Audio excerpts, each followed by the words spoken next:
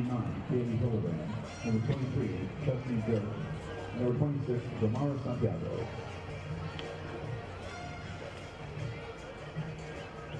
Hey, Sports Nation, I'm Macy Kirk. Welcome to the USF Softball Stadium. Here's our starting lineup. And now, here is your 2019 USF Bulls. Hitting off to the Bulls at shortstop, number 24, Lindsay Devitt. Batting second in right field, number 7, Megan Sheehan. Batting third in center field, number 4, Anna Marie Bruni. Batting fourth in catching, number 11, Macy Cook. Batting fifth at first base, number 3, Bethany Keene. Batting sixth, the designated player, number 10, Taylor Phillips. Batting seventh at second base, number 13, Kelsey Lake.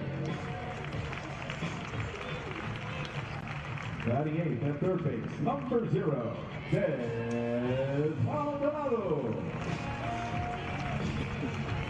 Batting ninth in left field, number 21, Brooke Weissel.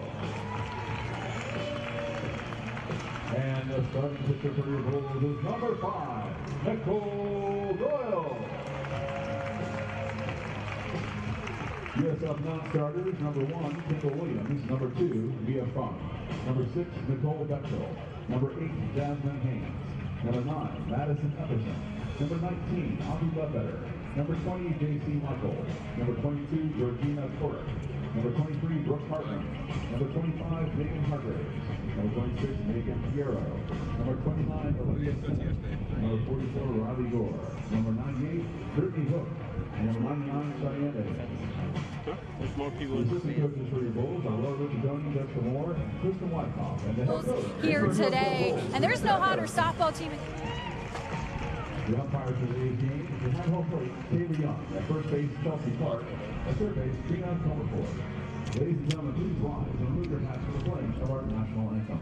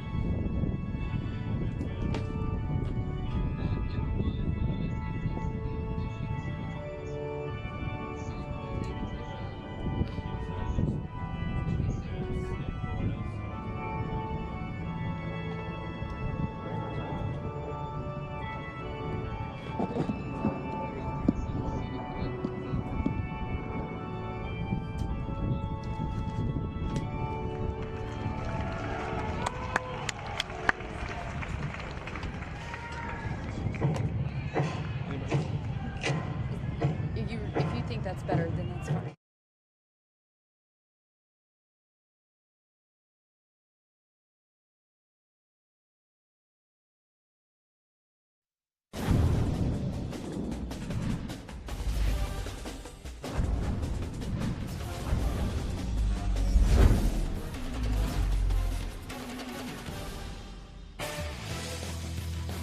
Back in Tampa for Game 2. The Memphis Tigers in town this weekend for the 3-game series against your conference leaders in the American, the Bulls of USF. Bulls picked up the victory on Friday 2-0 in a pitcher's duel. Georgina Corrick, that one hitter, as she would lead them to the victory. As we welcome you in here on the American Digital Network.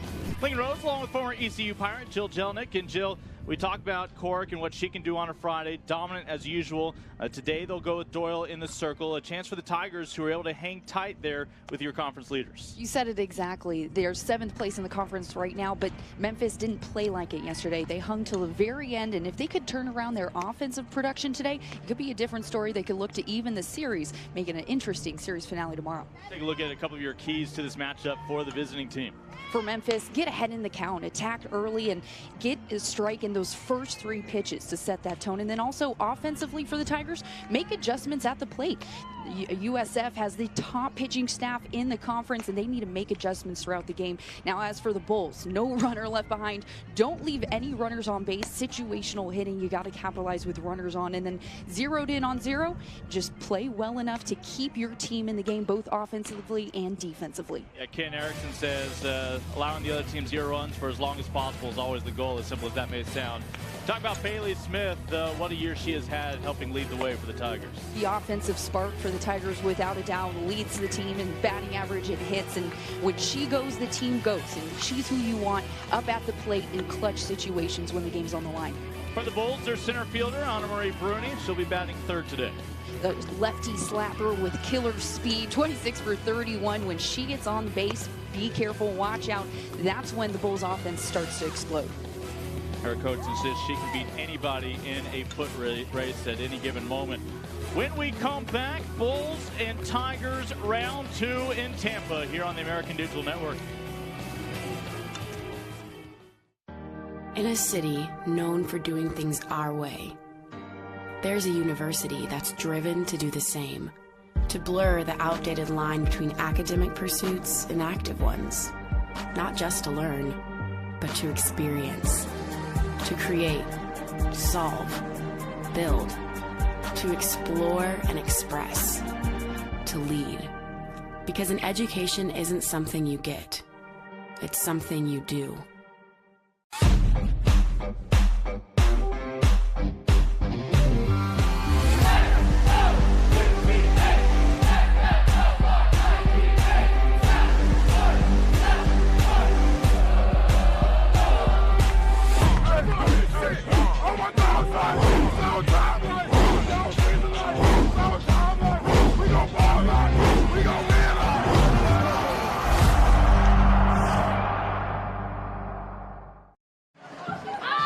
Just about set to go for this Saturday afternoon clash. Lincoln Rose, Jill Jelnick with you. And for the first time today, a chance to check in on the diamond with Kelly Burke. Kelly? Thanks, Lincoln. It is a big weekend here in Tampa. Bark for the Bulls today, senior day tomorrow, and there is no hotter team right now in American softball than USF. Winners of 13 straight conference games and 4 straight series. Head coach Ken Erickson talked about his team and said this is the funniest and closest team he's ever coached in his 23 years at the helm. In April, the Bulls have approached every game like it's the postseason. Ultimately, Erickson wants his team to have fun, and every time they take the field, he wants them to play like it's the first time they put on the uniform. Kelly, thank you. Technically, every team in Tampa is hot this time of year, although today is pretty comfortable. Well, you look at Nicole Doyle, there is a reason why USF is successful one series to the next. That's Georgina Cork. But the reason why they are sweeping each series is because there really is not much drop-off when Saturday rolls around and you go to your, quote, number 2 starter. That is your senior Doyle. Oh, 100%, Lincoln. Pitching depth is huge, especially this time of year when you're having so many games under your belt. Now you're crossing the 40s and 50s in terms of games, and that pitching depth comes up clutch, and that's what Doyle provides for this team. Cork has that game 1. They took the win yesterday, but Doyle has emerged as a solid number 2, has been strong, especially since the start of conference season. That's why they boast the number 1 pitching staff in ERA, with an ERA of only 1.76, the top in the American. That's why they're so dominant. The senior Doyle is going to face a youthful top third of the lineup here for Memphis, beginning with the sophomore Delaney Smith, who's hitting .268 this year, now making her 50th start on the campaign. It's a Memphis team that took that series, apologies to Jill, against ECU, but otherwise 3-12 in conference play. Conversely, the Bulls, who started off 1-2, are now 14-2 in conference. They've been the hot team, as we've mentioned, 13 straight series, 13 straight conference wins, and they're eyeing their 5th straight series win. They dropped the Bulls dropped their first series to Tulsa at the beginning of the season, but since then they have really turned the corner. Doyle falling behind Smith here early. Fires in that first strike. We were talking to Ken Erickson as well as Natalie Poole, our 2 head coaches during the week. Coach Erickson mentioned, yeah, we know all about the pitching, but what people are overlooking is how much our bats are struggling. The Bulls will only have 1 player in today's lineup batting better than 300 on the year, but that's just how much they have relied on their ace and their, well, starter 1B, Doyle, in the circle. Again, goes back to pitching depth. They've been able to get it done in the circle, and that's why they've been getting away with several wins and kind of squeaking by with these 1-0, 2-0 like yesterday games. As a 1-hitter yesterday, Cork, her classic form. Natalie Poole, that's Dr. Natalie Poole these days, picked up her PhD last year as she always thought she was going to be an art teacher. We'll have more on that a little bit later on with Kelly on the sideline. But in her 8th year at the helm of the Tigers, this is a young program for Memphis. She expects a lot of her young players. Youth is not an excuse. She puts them through a leadership academy that she herself will go through. And really, she was so emotionally tied to each and every one of these student athletes on her roster. We asked her, you only have to give us 1 or 2 nuggets about them, but she was more than happy to give us really a thesis on each and every one. She loves her players, and I think that comes out in her coaching, and that's why her players respect her very much, and they love playing for her. It's a great environment that she's constructed there at Memphis, and it shows in their play. She loves the focus of Delaney Smith here at the plate right now. This one will be squeezed in, however, a foul out for the first out of the ball game as Smith finally retired, as Maldonado able to squeeze that one in right in front of the Tigers bench. So we go from the sophomore in the leadoff spot to the freshman Gracie Morton, who will be in left field today, hitting .262 on the year. Has also made every start of her young career.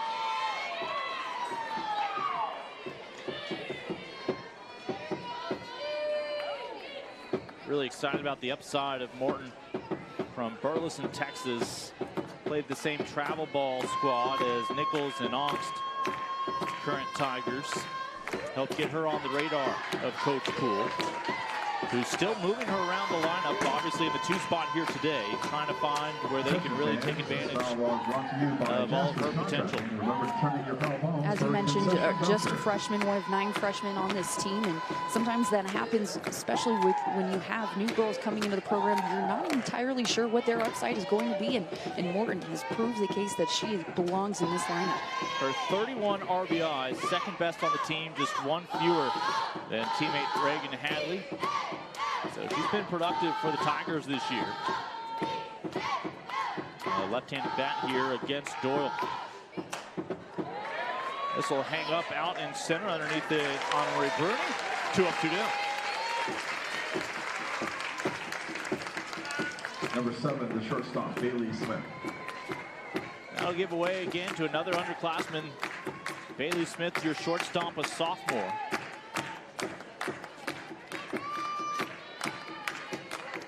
Bulls with a chance to get out of this top half of the inning. Facing the minimum.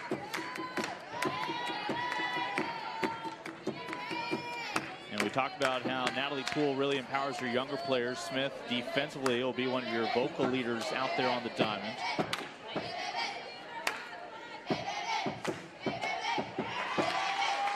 Coach calls her Smitty. Mentions that really, if she never got on base, they still love her defense that much that she earned a right to be in the starting lineup, but her offense has really started to develop as well. Obviously here in the 3-hole. Very impressive for a sophomore, having already a voice on the field and also making an impact in the lineup. That's great, and that's what you want when you recruit players. You want them to make an immediate impact right away. That's what Smith has been doing the last 2 years.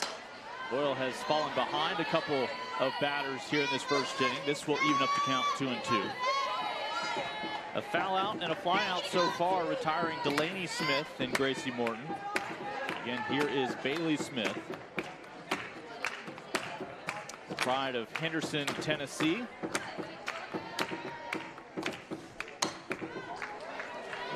This will hang up again out to center where Bruni has it.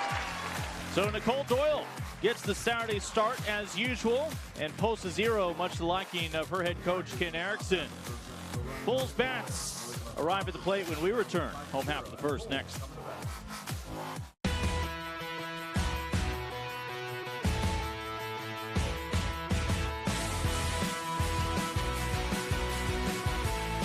Bruni scores! 3 strikeouts in a row. Dominance for a 4th straight year. Cueto from 30! Unbelievable. And be able to celebrate this type of championship. There's the record breaker. They are the champions of the American. Strong in mind, strong in body, strong in school, sport, life. The grind is 10% physical and 90% mental. The mind is the power. The body is a means to jump higher, run faster, be smarter, and live longer. There is no weakness when it comes to seeking help. We are stronger together. So let's talk about it. A waterfall starts with one drop. Change starts with one person. The American is dedicated to ending the stigma related to mental health. And promoting success through a healthy, powerful mind. Promoting success through a healthy, powerful mind. Brian Nichols gets the start in the circle. The Tiger out of Lone Oak, Texas, east of Dallas. Not quite 600 population of Lone Oak. There might be more Oaks than Citizens. Possibly. And first pitch off the knee of Lindsay Devitt, your shortstop for the Bulls. And you hope that is something she's able to shake off.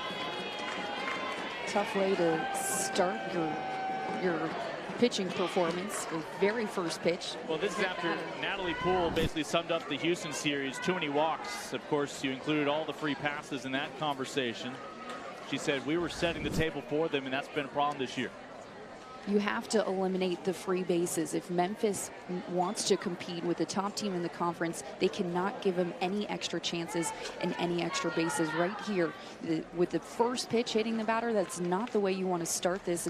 And Nichols, I know, is going to want to have that pitch back because this is a girl with speed.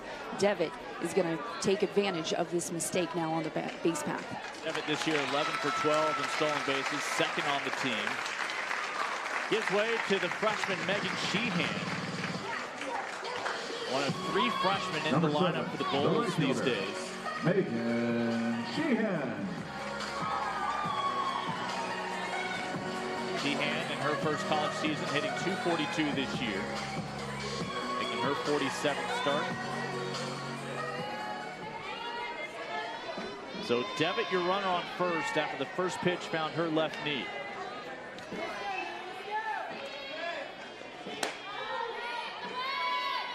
And a first pitch strike this time around from Sheehan. Or pardon me, from Nichols against Sheehan. Sheehan, one of several slappers on this Bulls offense. Right now, this is a great bunting situation, but also perfect for a slapper. Right now, she just wants to poke something somewhere, make contact, hit it on the ground.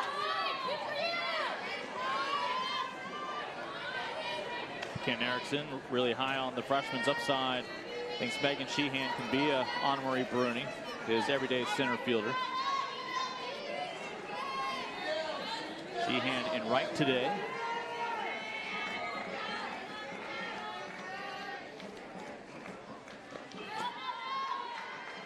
As Devitt will hold on. Ken Erickson, not just head coach of USF, but also USA.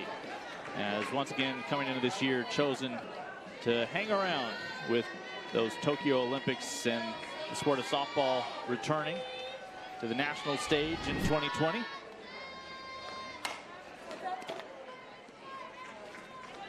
In fact, he's got a couple of the top players that have ever played the game in the United States, including not bad for a volunteer assistant in Valerie Arioto. Tokyo, the Japanese team came to Tampa for an exhibition contest earlier this year. USF was able to hang tight until the late innings. Build some confidence. As just trying to protect the outer edge of the plate there, Sheehan fights off a couple.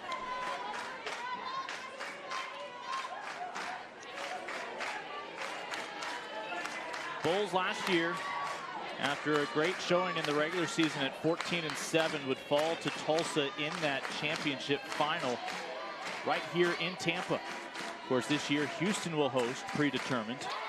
Got her to chase, so after the leadoff hit batter of Devitt, nice recovery by Nichols. Nichols came in with that off speed. Watch it leave her hand. It's going to die down in that bottom right-hand corner. Beautiful pitch, and Sheehan wasn't able to handle it. That'll bring up Bruni. Henri Bruni squeezed in a couple of fly balls for outs that last half inning. The junior is the only Bull hitting 300 or better, and boy, is she ever 379 on the year. A very dangerous hitter. She's a slap hitter with speed, as we mentioned, but she also can hit for power. She has a lot of pop to her bat, and very dynamic hitter, and because she can do so many things, makes her a triple threat at the plate. Yeah, including those 26 stolen bases if she can get on. Devitt still has not been able to advance.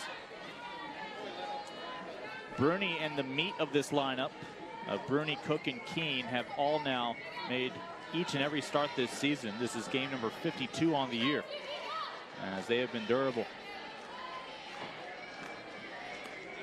The 2-0 from Nichols. Easy decision for Bruni to pull back.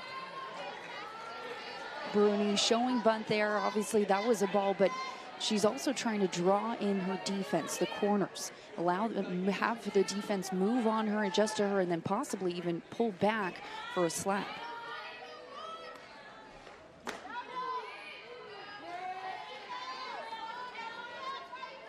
Home plate umpire today, Kaylee Young, along with Chelsea Clark at first. Trina Comerford in the field as well.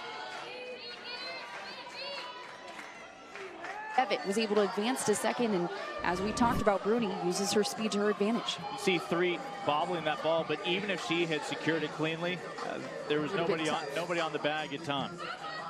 Here's Macy Cook. All of a sudden, 2 Bulls on with just 1 retired. Macy, senior, hitting .255 this year, 36 RBI to lead the team. And a nice job by Hadley behind the plate to keep the runners right where they are. Hadley calling time and talk to Nichols briefly. Most likely just tell her, hey, no worries, it's still very early in this game, and also we have 1 out and you have a force at any bag right now.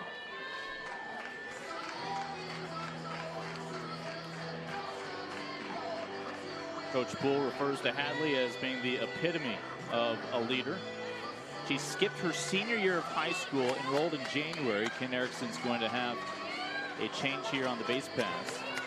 But you talk about skipping your senior year of high school, one of your favorite years potentially, and of course it's a spring sport.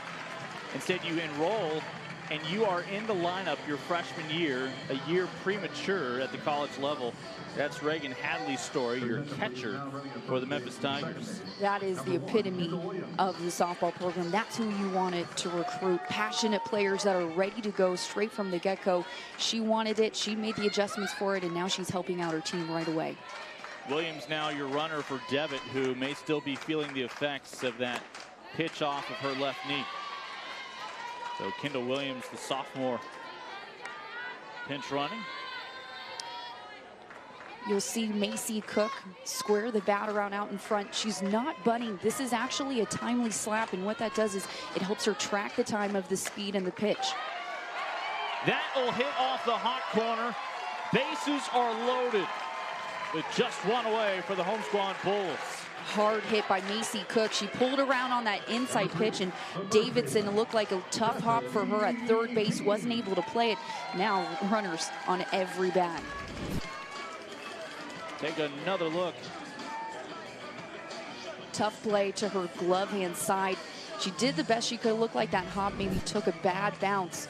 Now Coach Poole talking to her defense, most likely just telling them, hey, we have 1 out. You have a force at any base, including home plate. Make sure you know where you're going with the ball when it's hit to you, and then also read your offense in terms of who's up next. Are we going to go home, check the runners, who has speed? These are all the things they need to be asking themselves on defense right now. They're ruling it a hit for Macy Cook, so that is 2 infield base hits in a row now for Bruni and Cook. Here's Bethany Keene. Keene, a junior, hitting .293. This is who you want in a situation like this. And we talked about one of the keys of the game, taking advantage with runners in scoring position. Don't leave anybody on base, and this is Keene's job right now. Capitalize with runners on. Keene had one of the 2 RBI yesterday when she went 1 for 2. Macy Cook had the other when she had that great outing yesterday. Perfect 3 for 3. Great job by Nichols working ahead in the count, getting that first pitch strike. Bases loaded with just 1 out. Bulls trying to strike first and give Doyle a lead when she steps back in the circle in the 2nd inning.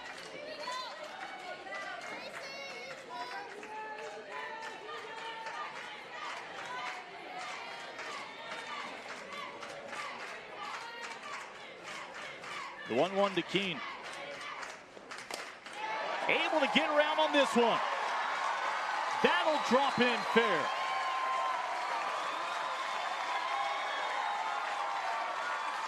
As 2 runs will score, it's a 2-run double for Keene. Excellent job by Bethany Keene. That was a drop ball inside, and she turned hard, had to get that fat part of the bat around quickly, and she did an excellent job adjusting to the speed. Take a look at it again. This pitch is going to come low and inside. She does a great job dropping that bat hand out of there and poking it into the right-hand quarter, but above all, capitalizing when her team needed to.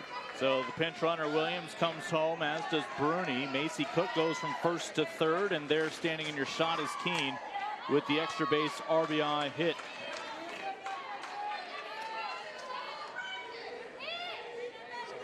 Great job by the USF offense, scoring right away, getting on top in this game and leading early.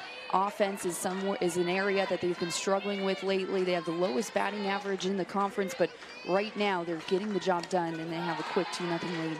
This is Taylor Filla, your freshman designated player today. DP from Fort Myers here in Florida. Coach Erickson really just likes her mature outlook on everything. You wouldn't know that she was at her prom 1 year ago. Filla trying to keep the good times going here for the Bulls. This will be squeezed in. All of the base runners kept honest as Dean finally gets that 2nd out. Nichols with the rise ball there. It looked like Filla had a hard time getting on top of it, and that's how she popped it up to 2nd base. But Nichols doing a nice job bouncing the ball both halves of the plate right now. Gives way to the junior Kelsey Lay out of the 7-hole. 7th batter to come to the plate this inning against Mariah Nichols.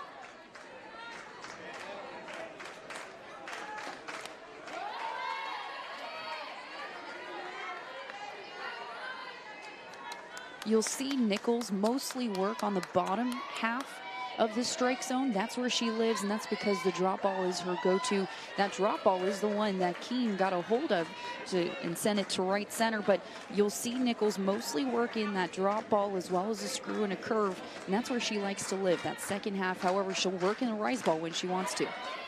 2 Bulls have already scored.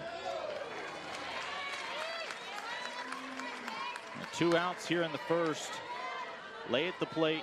Your runners right now, Cook and Keene, both in scoring position.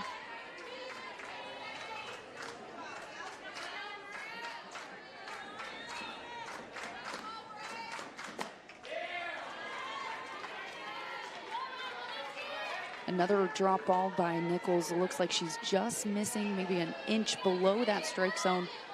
You can see her working both sides of the plate, balancing it back and forth, and also trying to mix in a rise ball every now and then as well to try to keep her hitters off balance.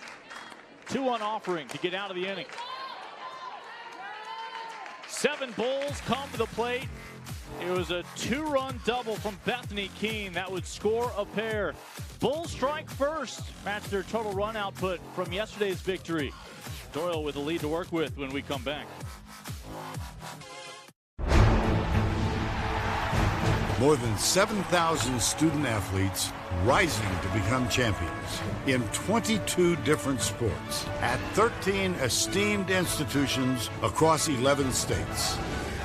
360,000 students and 2.6 million alumni rise up in celebration of a Power Six conference known as the American, powered by determination.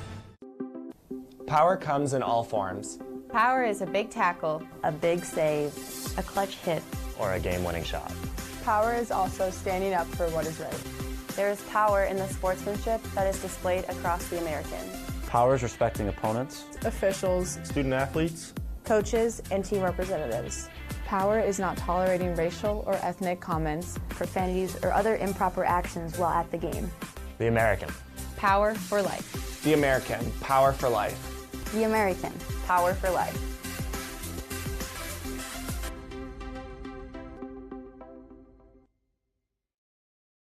Top half of the second inning. Bulls able to strike first in the bottom half of the first inning.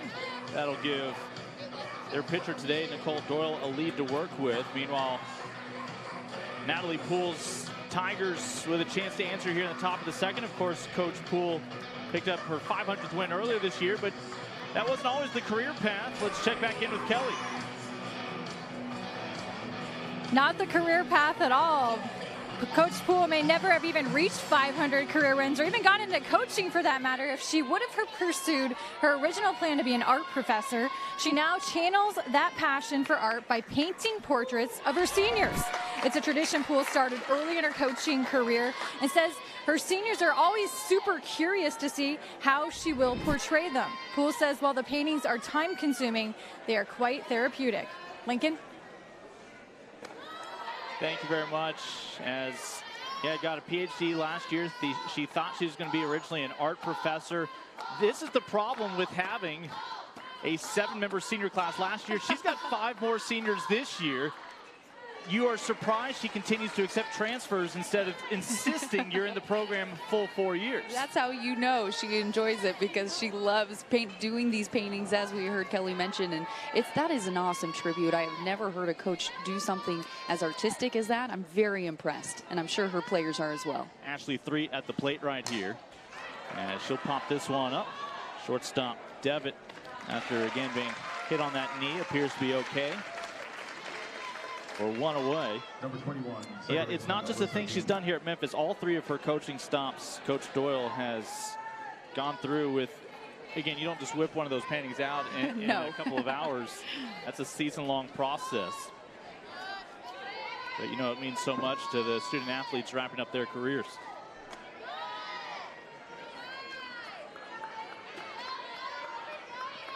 But again, she just continues to have these large senior classes. And I'm sure when everybody else gets emotional that you're losing all these people, she probably gets emotional that she's pouring so much into those paintings. Well, there is your first base hit. Your first runner today is Alyssa Dean for the Tigers. Dean did a nice job taking this pitch right back where it came from, a little on that outside corner, went with it, placed it perfectly in that right center gap. Great job being a table setter here for the Tigers in the second.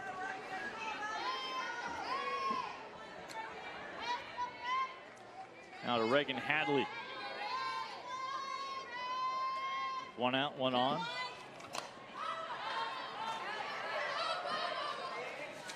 That one's going to be off the net. I mentioned again, we're used to it in football with the men who they'll graduate a semester early, be a part of spring ball, and then a semester later in the fall, maybe they're playing Division I football. But for softball, it's that dynamic of, if you're graduating early, you're foregoing a season like Reagan Hadley did.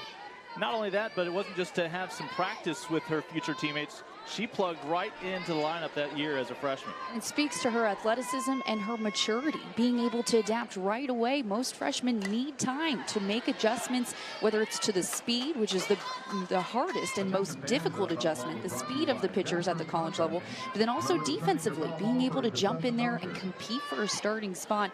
Very impressive. Again, speaks to the overall versatility of this player. Hadley will be among the outgoing seniors this year.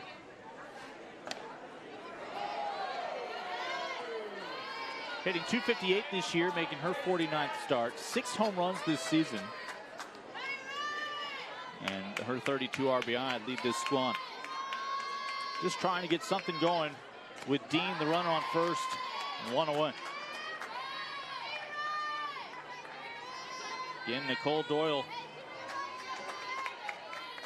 able to fly under most people's radar because of what Georgina Korek did last year as a freshman, being your co-pitcher of the year and your freshman of the year in the American.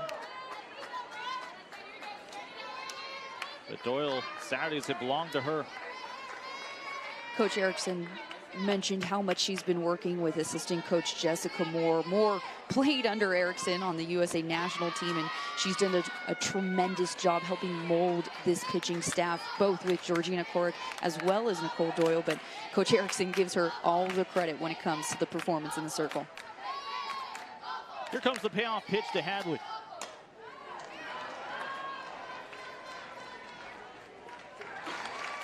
As Lay easily able to squeeze it in for out number 2.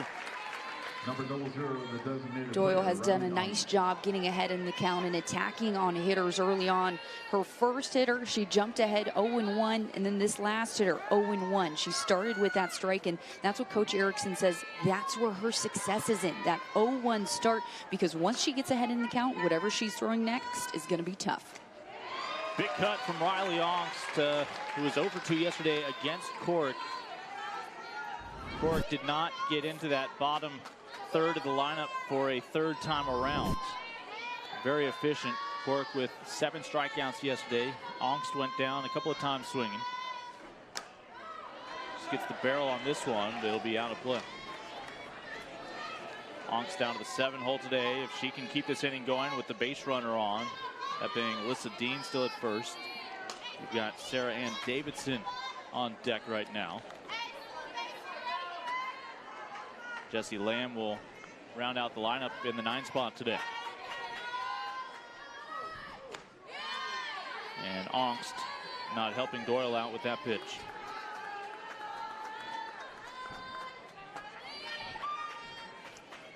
Ian Riley, another one of these incoming freshmen this year for Memphis. Another Texan, as the Princeton, Texas native sends this one sky high into the Sunshine State sun, as Doyle able to squeeze it in. 3 pop-ups that inning.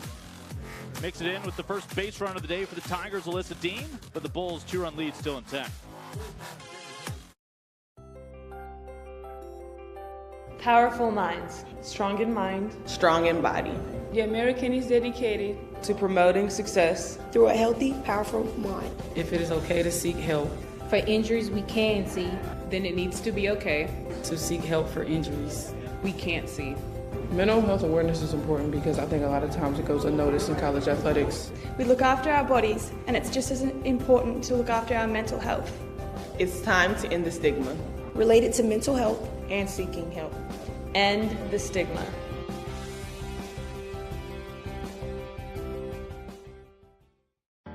In a city known for doing things our way, there's a university that's driven to do the same, to blur the outdated line between academic pursuits and active ones, not just to learn, but to experience, to create, solve, build, to explore and express, to lead. Because an education isn't something you get, it's something you do. Oh, great support for the Bulls, of course, here at the softball diamond. The big selling point is a lot of the seats are in the shade. That's critical on a middle of the day Saturday in April. You know all about the dog days of summer. Well, today's technically one of the dog days of spring, as Kelly Burke will have more on that in a little bit. We're a little jealous of her. Oh, yeah. Fun day here. As again, the Bulls 2 runs back in the first when they brought 7 to the plate. Desiree Maldonado now coming to the plate for the first time out of the 8 spot to face Mariah Nichols.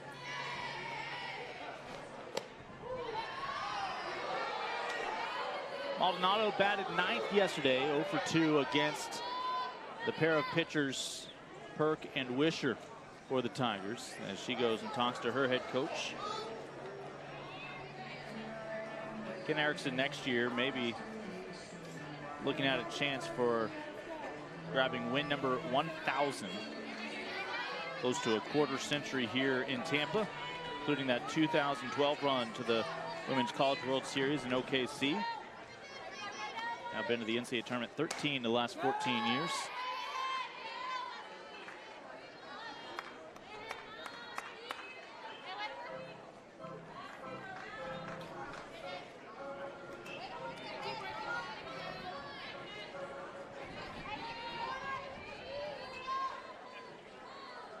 And Nichols saw 4 Bulls reach base last inning. A couple of them would come home to score on the 2 RBI double from Bethany Keene.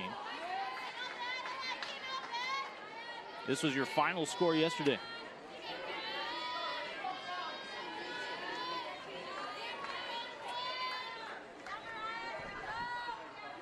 A nice screwball by Nichols. Just missed that inside corner. Wouldn't be surprised if she goes back there, gets her with the drop ball.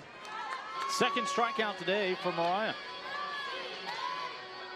Tough pitch to hit. It's going to dive out, give out just at the last second. And Maldonado, tough pitch again. She has to get that barrel of the bat down lower in order to hit that drop ball. But a great job by Nichols working all around that plate. So the freshman down on strikes. Here's the sophomore, Brooke Lysel.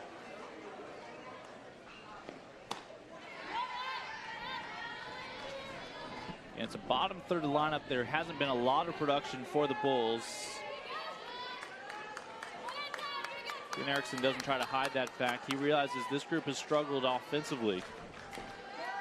And that could prove to be a problem in the postseason.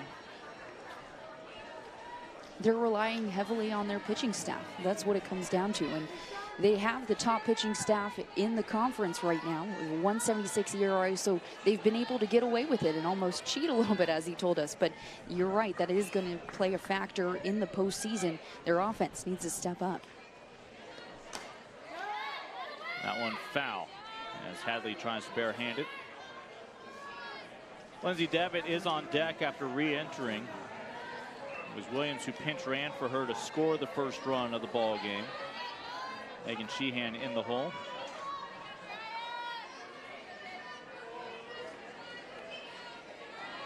Looking at that wrist guard for Nichols. The 1-2 offering, not tempting. These two will go at it one more time tomorrow. If they meet again, it'll be in Houston at the conference tournament. And that is a single elimination tournament in the American.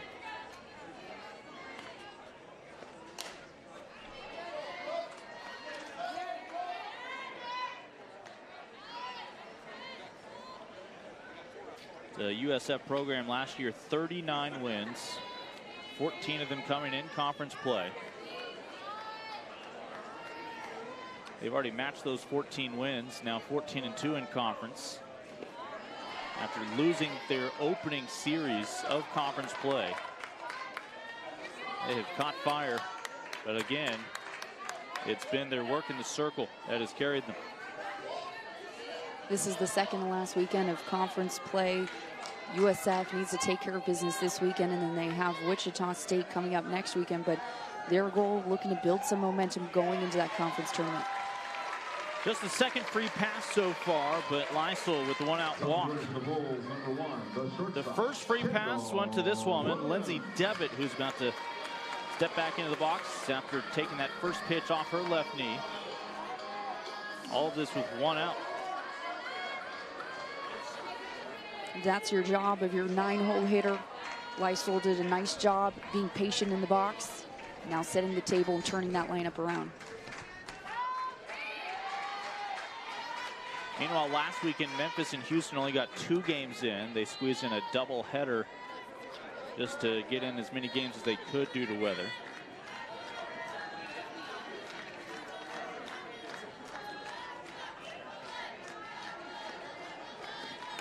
Lysel, the runner on first.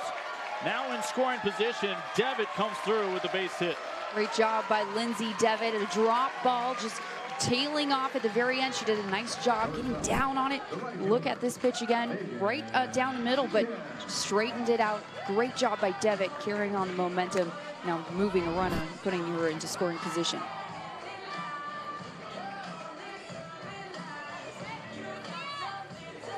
Devitt's first hit of this weekend. And Ken Erickson continues to make some adjustments. He wants to get as many runs as possible. That is he also wants to get in as many punchlines as possible. You saw him just add on a little something extra there. He sees comedy in almost everything. Your attention, please. Now batting for the Bulls. Coach Erickson clearly loves this sport. That's why he not only is he taking on the Team USA as well as USF Bulls, but you can tell by his coaching, his energy, it's contagious. His players feed off that. He loves the sport, and in return, they love playing for him.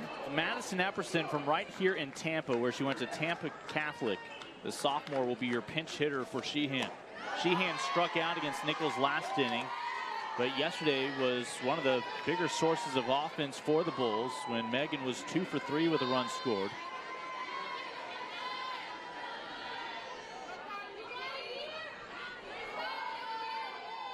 So 2 runners on with 1 away. That'll get down. There's still a force at third, and they will, in fact, get it there in time to retire Lysel, who is late to read that one. It was a tough play. It was a line drive. That's why Lysel had to freeze. She wanted to make sure she didn't get doubled off. But unfortunately, because that play was in left field so close, they were able to make the out. Just right off of the glove of Smith there. So Lysel had to pause. She had to freeze. But unfortunately, that's one of those tough luck situations. Well, the cruelty for Epperson is she's robbed of a hit. That becomes just a fielder's choice. Sheehan's going to come back in, re-enter now as the runner. Now 2 outs for Bruni, who scored the most recent run for the Bulls last inning. Bruni, the hottest hitter on this Bulls team right now. This is who you want up in this situation. 2 outs with runners on, and Bulls right now need to capitalize with a runner in scoring position. Junior from Pennsylvania. Ken Erickson says he envisions her basically arriving to work each day with a metal lunch pail, just ready to go to work. Those are the players you want on your team. That's who you want to recruit.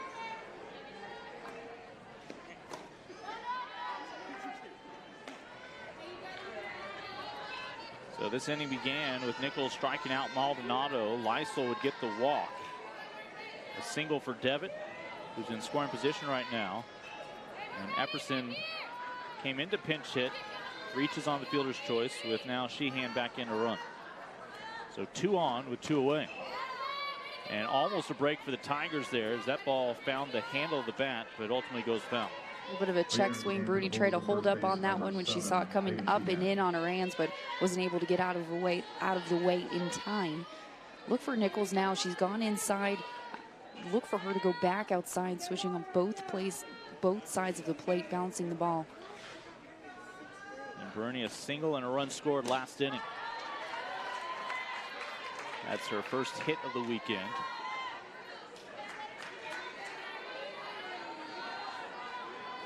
I mentioned this is the penultimate weekend here in conference play. It's a trip to Wichita for the Bulls, so they have senior day tomorrow.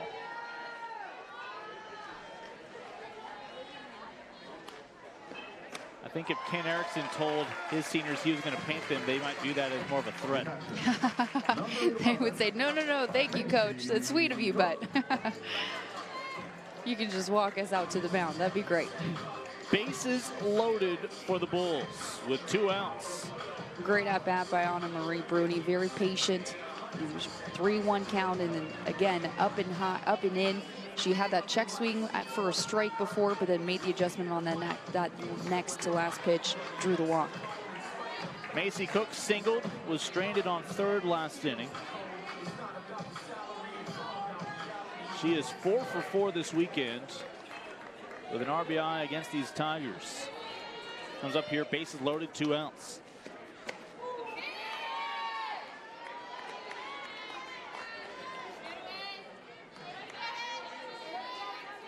It was with 1 out that the Bulls scored both their runs last inning. And they find more insurance here for Doyle. Nichols did a nice job getting ahead in the count. One gets away from her, but Hadley there to clean things up. Great grab by Hadley. That could have been disastrous if that one got away. Especially took a bad bounce with bases loaded. And Nichols, the sophomore in the circle today.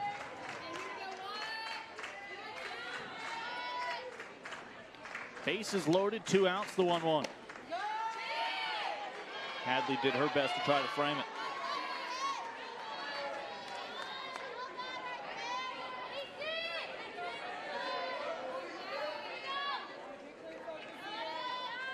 Coach Poole says Nichols, a player that's very stoic.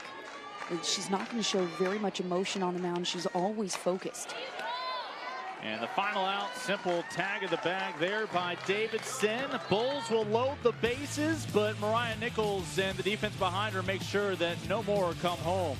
Still a 2-0 ball game after 2 here in Tampa. Power comes in all forms. Power is a big tackle, A big save, a clutch hit. Or a game-winning shot. Power is also standing up for what is right. There is power in the sportsmanship that is displayed across the American. Power is respecting opponents. Officials, Student athletes. Coaches and team representatives.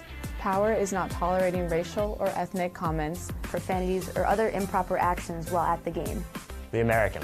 Power for life. The American. Power for life. The American. Power for life.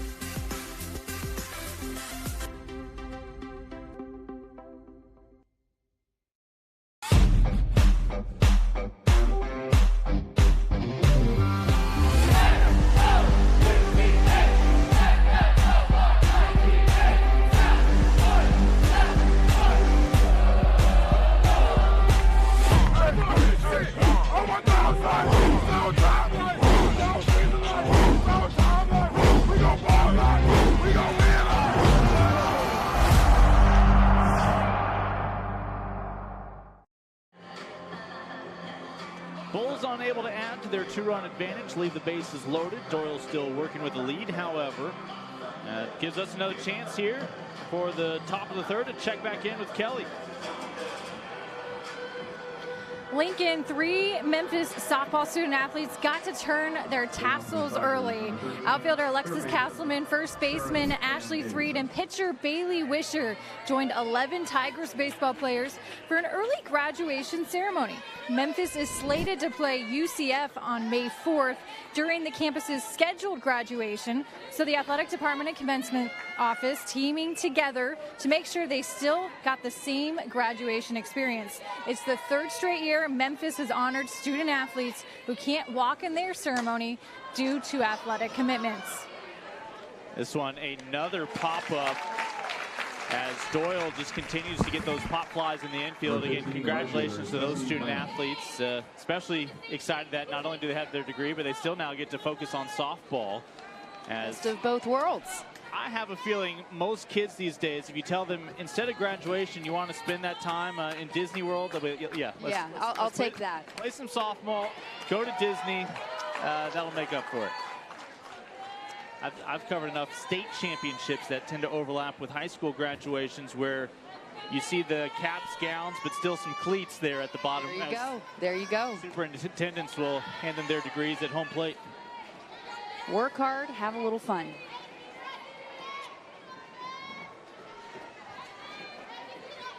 So Jessie Lamb for the first time today after Sarah Ann Davidson popped out.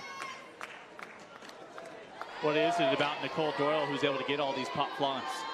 She's done a great job as she's working both hemispheres of the plate, both halves. She's working that rise ball, and Memphis is having a hard time hitting on top of it as well as getting the bat around on it.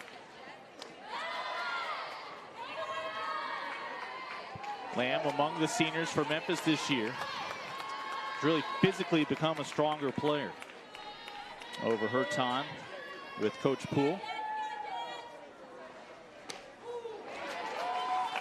one of the keys Coach Pohl reiterated to her team going into this entire weekend was making adjustments at the plate.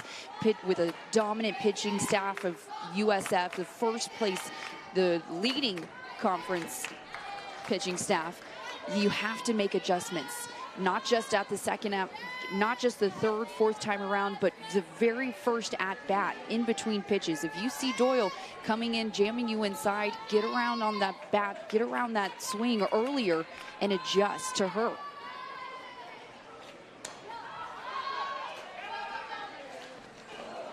As again, always a tough play. And you have to turn that back to the infield and unable to secure it there. So second life here for Jessie Lamb.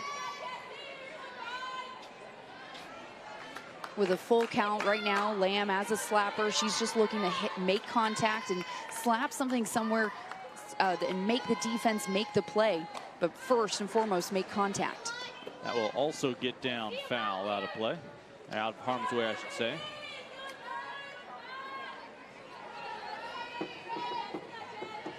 So the number 9 hitter, Jessie Lamb, trying to come through here. Delaney Smith on deck. Gracie Morton in the hole with 1 away. Could not hold up, or did she?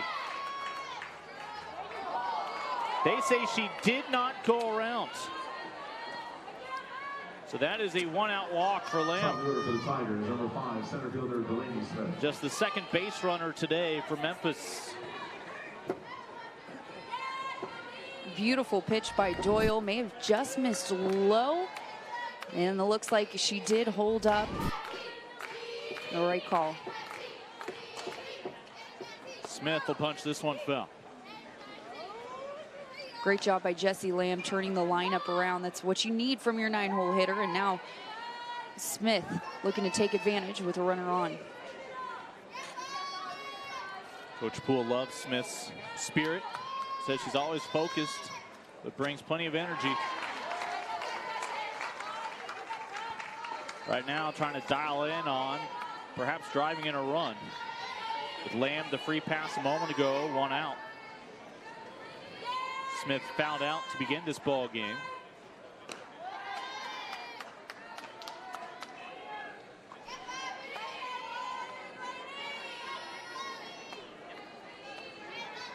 She and the rest of the top 4 batters in this lineup. 0 for against Georgina Korick in that 1-hitter. The only hit against Korick yesterday came from Alyssa Dean, who went 1 for 3. Korick, a dominant force when she is in the circle, and that's why she's a finalist for USA Softball Player of the Year. One of 4 sophomores, 26 players in all. And a big part of this pitching staff along with Doyle. Connor looking. First backwards K of the day. Great job by Nicole Doyle getting ahead in the count right away and then using her arsenal to her advantage. A drop ball, a nice screwball there. Great job by Nicole Doyle. Well, while Korick struck out 7 yesterday, that's the first strikeout today for Doyle, who simply trusts the defense behind her on all these pop-ups and flyouts. Able to squeeze that one in. Lysol has it. So the 1-out walk to Jessie Lamb, but she'll never advance. Tigers bring 4 to the plate, still looking for their first run as the Bulls still with a shutout intact, up by 2. Brooke Lysol squeezes it in.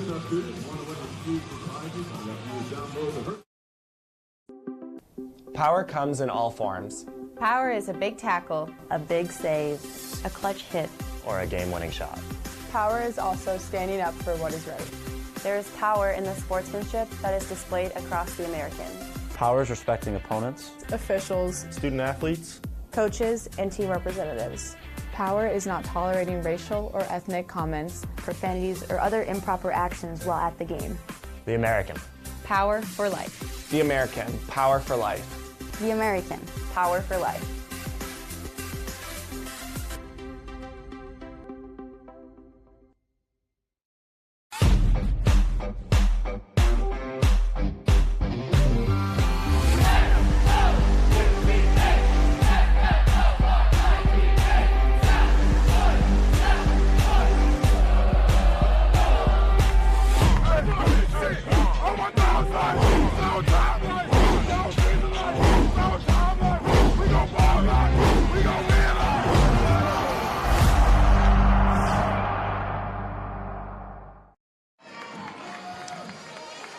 Well, no run support as of yet for Mariah Nichols.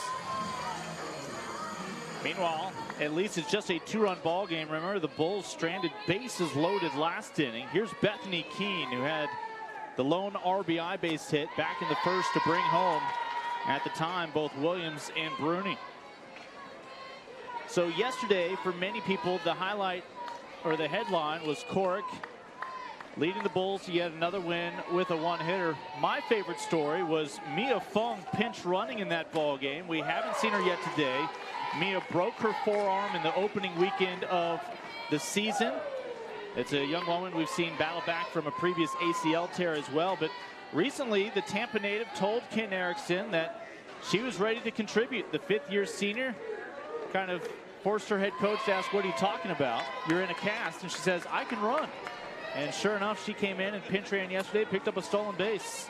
Talk about the epitome of a team player, being able to, wanting to go in the game and wanting that action so much that, you know, who cares if you have a cast on? As long as I can help my team, and those are the players that head coach Ken Erickson continues to bring into his program, and the players he continues to recruit consistently.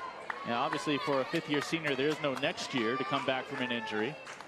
She's trying to get all the chances she can to be a part of this team, be a part of this season. That's the second time in 3 innings there's been a free pass for the first Bull. A walk for Keene.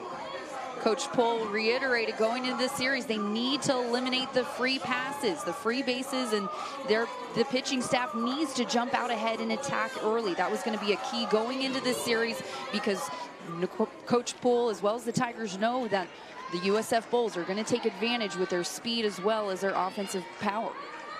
Well, you contrast that with the style of Nicole Doyle, who is willing to let the bat find the ball, knowing that the defense behind her will be able to pick up the slack. Here's Taylor Filla. She popped up back in the first inning after the 2 runs had already come home.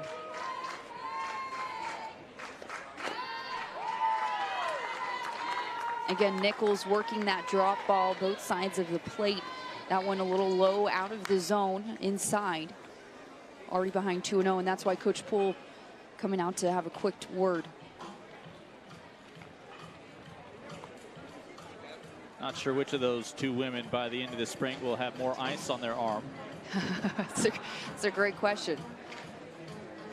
And third head coaching stint for Natalie Poole. Her last gig at Georgia Southern also included Andy Lott, who these days is the associate head coach for the Tigers. And she has welcomed in Helen Pena for the past 2 years now. Has done a great job with these pitchers. Bethany Keene, the leadoff walk. Last time the Bulls got a free pass to the leadoff hitter, it cost the Tigers a run, as it seems like more often than not it does in the world of both softball and baseball. 2-0 to Phillip.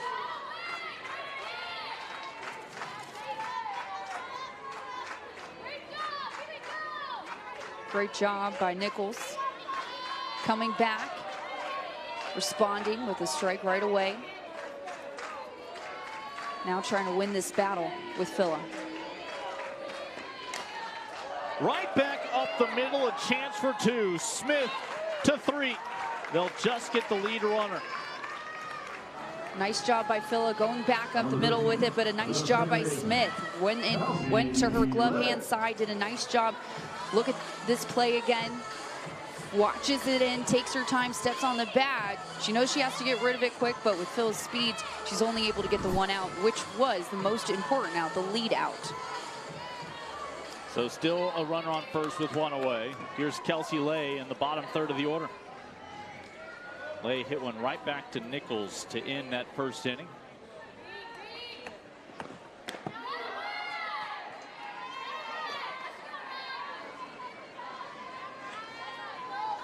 Kelsey from West Palm Beach. Don't read too much into Ken Erickson putting her in the 7th spot. He says if we're in the bottom of the 18th, then there's a full count. Nobody I'd rather have than Lay. at the plate.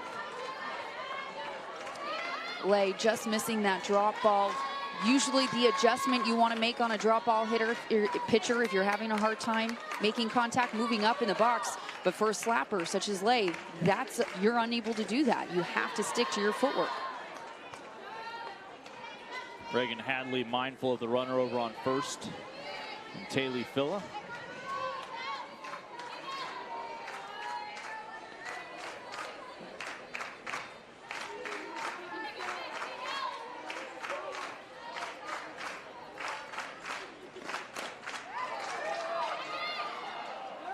And again, they'll get the lead runner on that chopper in front of the plate.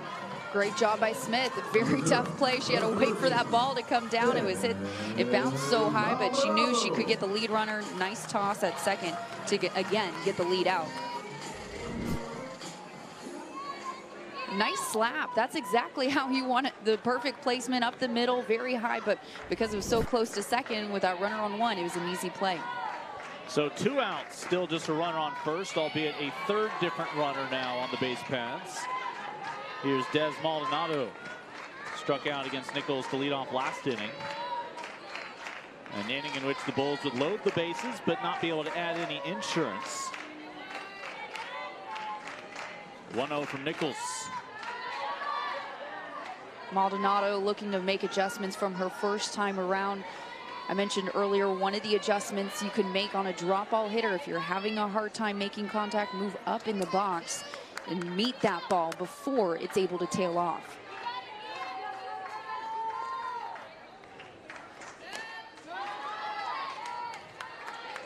Again, Dez's career highlight may still very well be that exhibition home run against Japan back in February. No home runs officially this season for the freshman. I'm sure her and her team count that one, though.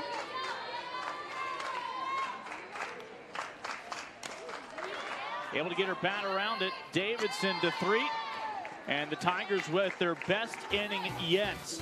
The Bulls bats quieted. Just a lone base runner left on base. When we come back, the Tigers still within striking distance here in Tampa.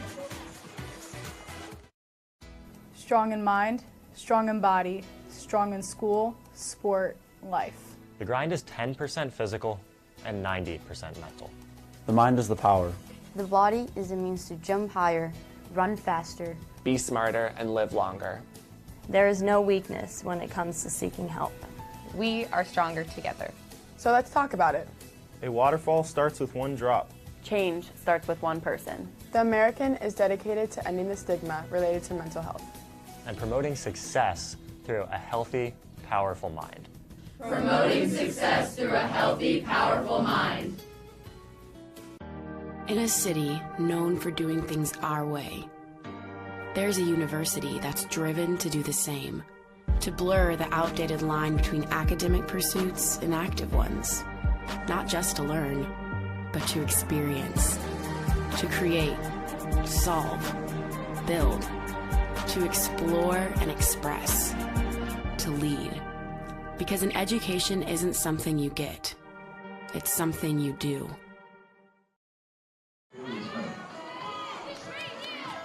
Top half of the fourth, Tigers still looking for their first runs of the weekend. Bulls yesterday with the 2-0 victory with Corrick in the circle. Today it's Nicole Doyle. Doyle faced the minimum in the first. Now 4 Tigers have come up in each of the last 2 innings, as we've mixed in a base hit and a walk along the way. But Nicole Doyle just being very efficient. See her pitch count. That's why she's the go-to number 2 pitcher in their conference series. After Corrick, it comes Doyle, and that's something that she emerged with, that taking over that position earlier in the season, and has an excellent job taking over that role. Clean Rose, Jill Jelnick with you, along with Kelly Burke. Mentioned Bailey Smith, the standout defensive player, but her offense is starting to catch up as well. She's here in the top third of the order, but it's yet another sky-high ball for this defense to get under today for the Bulls.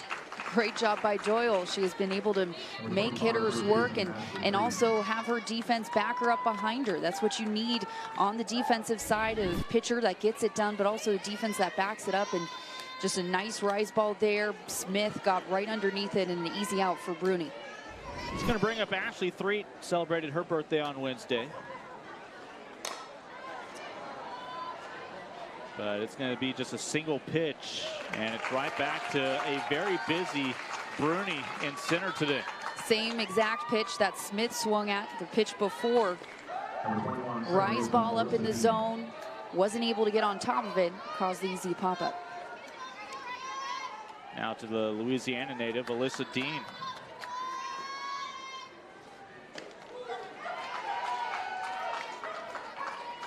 Alyssa Dean wearing a blue belt today with her teammates, but does have a black belt. A tough individual who once refused to come off the field after spraining her MCL in a ball game. I should say she's wearing a white belt today. Yeah, close. Was recruited as a catcher,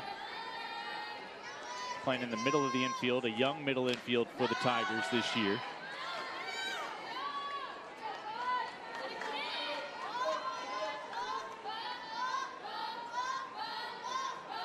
Just trying to make Nicole Doyle work this inning after a quick 2 outs.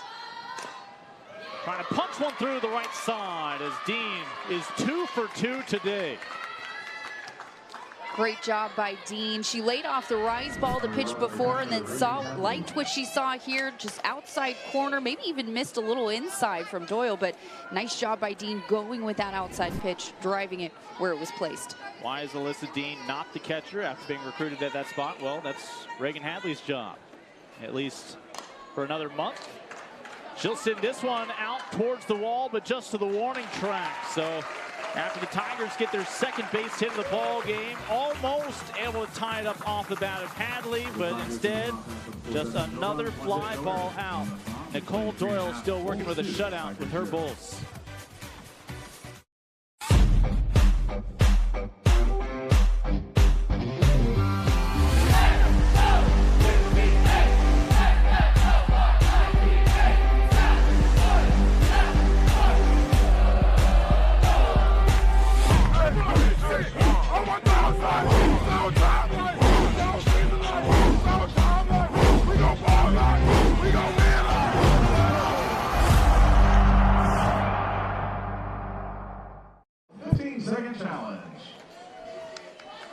Great day here at the Diamond. A lot of things going on this weekend. Let's check back in with Kelly. A nice turnout for Bark with the Bulls. Every pet in attendance getting a USF bandana. USF coach Ken Erickson with 3 of his own Skipperdies. Animal Lovers Dream Rescue is out here, who cares for critically injured and ill dogs. Ralphie and Chance the Boxer, just a few of the dogs that are available out here for adoption today. It is hot, about 87 degrees in temperature. Fortunately, the shade cooperating, though, for our furry friends in the stadium. Yeah, I don't know what's going to be more emotional for these players, senior day tomorrow or just simply seeing all the puppies in the stands today. That's a great weekend of activities. Obviously, senior weekend, very emotional, very fun, but I love this Bark in the Park. Is very fun and brings a little energy to the field. And Erickson insisted all 3 of the Skipperdies belong to the Mrs. Erickson. I have a feeling if we were to walk into their living room, they'd all be on his lap watching TV together. I think she'd say it's a different story at home, yes. So again, the Bulls bolt their runs back in the first inning. Here's Brooke Lysel out of the 9th spot today. Walked back in the second inning when the Bulls were able to load the bases. Remember, she was forced out at third on an awkward play, just a tough ball to read into left field. Trying to set the table here after Mariah Nichols enters this inning, coming off her best inning of work. Back in the third, just facing 4. A walk, some fielder's choices mixed in, and then a ground out to finally put an end to the frame against the bottom half of this lineup.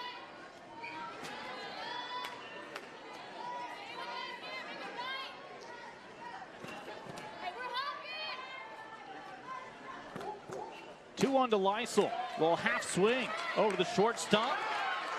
And that is not going to be in time. The speed of Lysel out of the 9-hole gets her on for the second time today. Great job by Lysel. Just a little check, almost a little check slap. She didn't completely follow through with her slap. She was just trying to place it and use her speed to her advantage, and that's exactly what she did. A nice little slap towards shortstop. Smith tried to get it off, but not in time. Yeah, not much more Bailey Smith could have done there. Thrown across her body. Lysel with the infield base hit. Bulls have had more than their fair share of base hits without getting the ball out of the infield. Here's Lindsay Devitt. She's been hit by a pitch and singled today. Her pinch runner scored in the first. She was stranded on third with the bases loaded in the second inning. Seems unfair she didn't get to come to the plate last inning, but here she is in the fourth. Nice job by Smith just to keep it in front of her. That'll keep the runner at second. Lysel moves 60 feet, and Devitt is on with another infield base hit. Tough backhand play here, right in the hole. Smith did a great job getting over to the ball, and as you mentioned, just keeping it from leaving the infield, but that's the only thing she was able to do. Well, the threat of Devitt scoring around was to the point where Davidson at third was pulled up. Otherwise, that might be a more routine play for the third baseman to make, with an easy toss over to first. And that's what makes slappers, and it's so dangerous, that small ball game. You have to respect every time they square around, just like right there with Sheehan. They pinch hit for Sheehan back in the second inning. She returned to run for Epperson. This is her second time to swing a bat today. 0 for 1 officially with a strikeout in the first.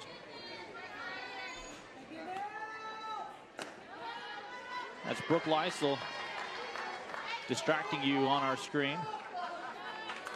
Devitt's the run on first. And Sheehan trying to find a little more insurance, a little more wiggle room for today's starter, Nicole Doyle.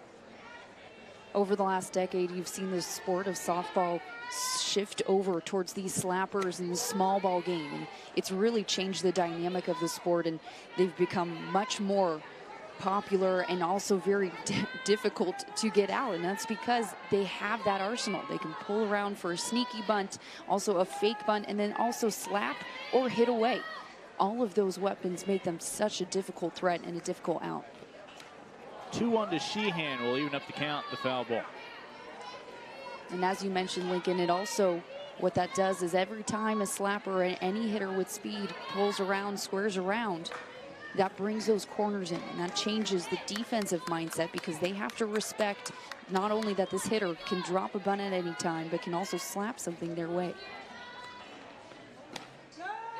2 on, nobody out. Lysel the single, now on second. Devitt a single in her own right. A ball has yet to get out of the infield. And here is Sheehan. Got to see the payoff pitch from Nichols.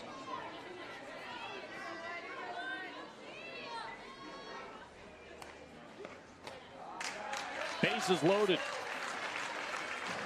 Great at bat by Sheehan, very patient in the box, only fouling off and swinging at any strike that was close, but a great job looking at that, laying off that ball on that outside corner. Second time today that the Bulls have occupied all the bases. I should say third time. Of course, they brought home a couple in the first. Here's Bruni, who has singled and walked today, as well as scored a run. And Coach Poole appears content with leaving Nichols in, just wants a chat.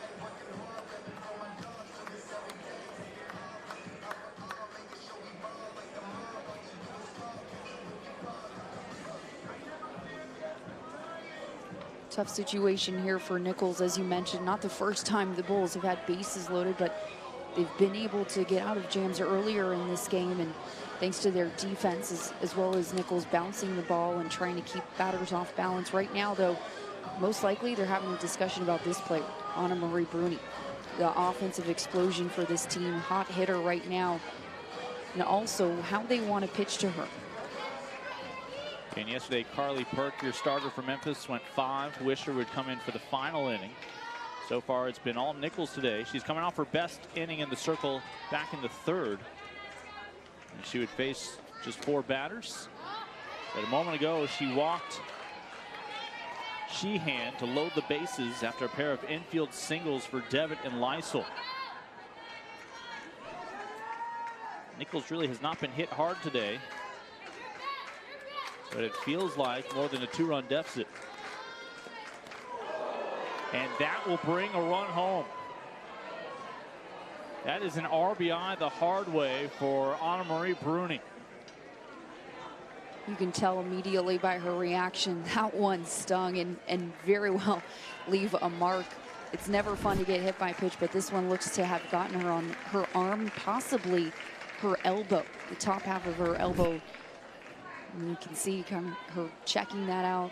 The trainer just taking a second to breathe and let her adrenaline slow down. So again, this inning, a ball has not gotten out of the infield, and yet a runner has come home to score. Part of that is just bad luck, and the Bulls creating luck with situational hitting. But the other half of it has now been a walk and a hit batter, and that will do it for Nichols, still responsible for the 3 runners. Well, when we come back, we'll introduce you to the second arm of the day in the circle for the Tigers, as coming in to take things over for second straight outing is going to be Bailey Wisher.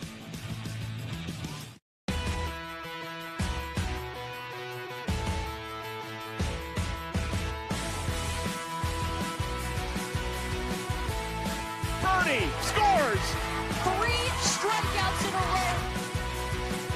Dominance for a 4th straight year. Cueto from 30! Unbelievable. And be able to celebrate this type of championship.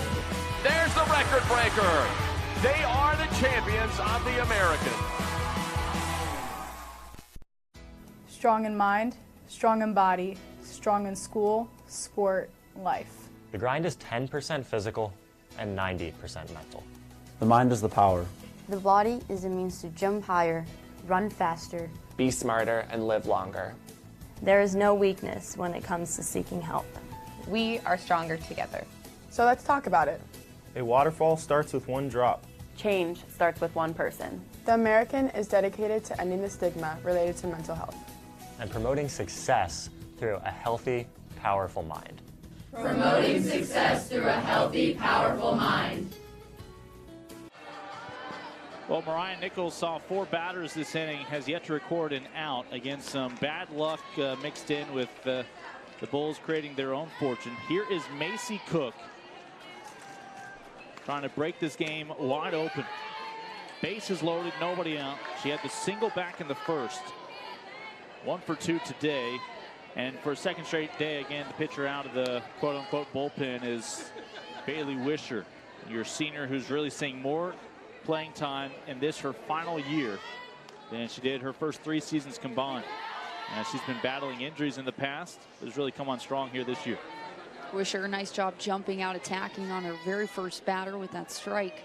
Now a 1-1 count, but as you mentioned, she's seen much more time this year, and at one point led the pitching staff and has played a vital role throughout all conference series and is needed once again to step up here in Game 2.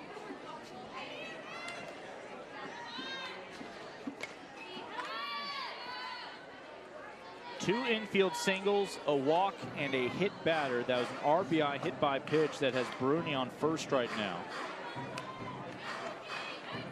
Runner on second, Sheehan, and runner on third is Devitt.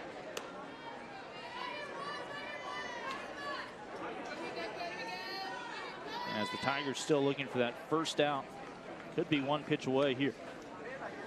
Again, that's Macy Cook with that timely slap. She's not looking to bunt the ball anywhere, especially not with bases loaded and with her power, but she's looking to get her timing down. It's a mechanism, a tool that was created roughly within the last decade, and it's become on strong because it's helped the hitters with their timing, especially with pitchers that have a little more speed.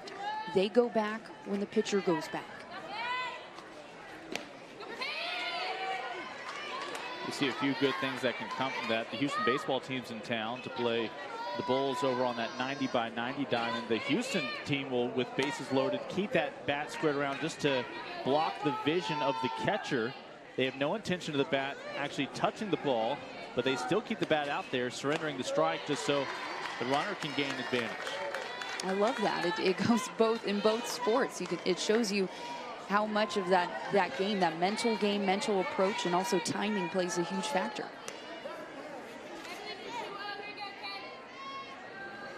Macy Cook still at the plate here with a full count.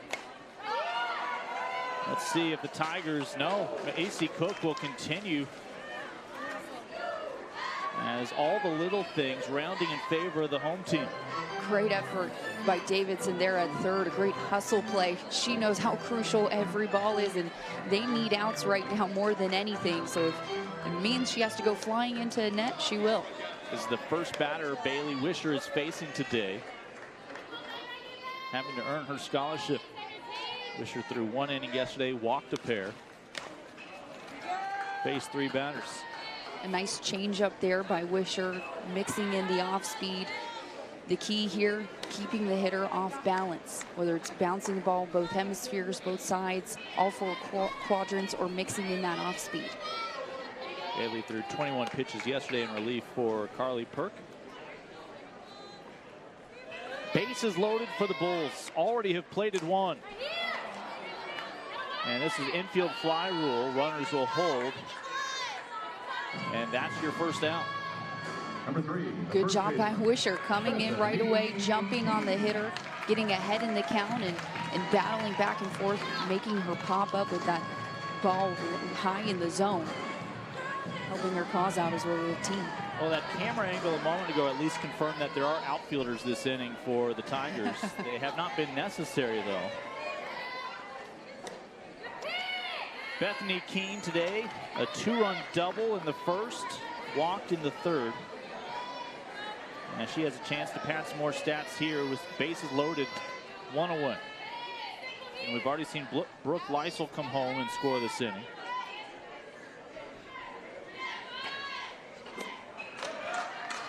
And Keene not helping out Wisher with that one.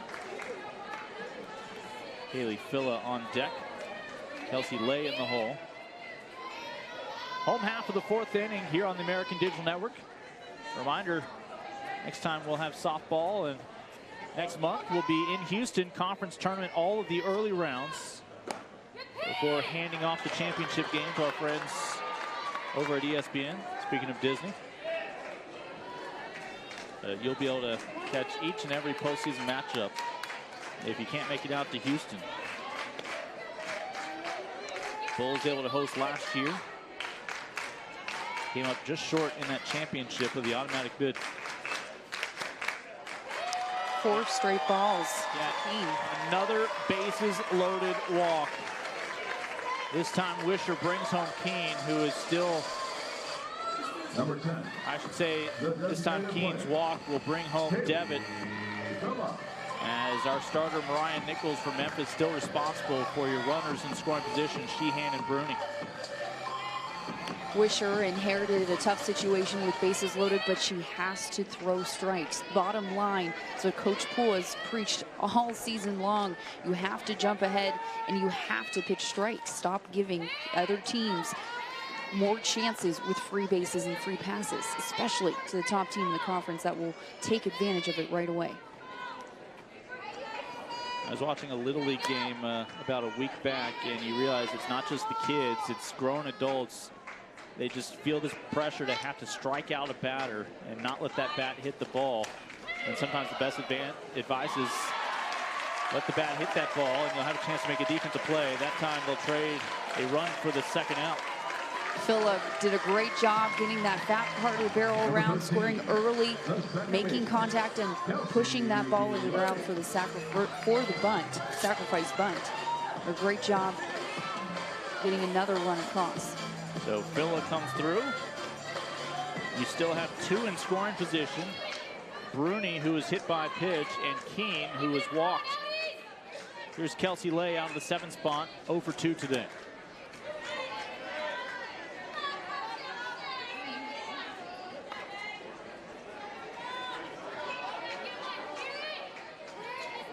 So the Bulls were sitting on a 2-0 lead through the first 3 innings, but now have added 3 more insurance runs here in the 4th. It's not like Nicole Doyle was on shaky ground in the circle in the first place, but this should help her breathe a little easier when she steps back in the circle next half inning. Anytime your offense can give you some more insurance, you always breathe a little bit more easier, can settle in a little bit more, and also maybe even work a little bit more on the mound, whether it's mixing in other pitches or just kind of relax overall.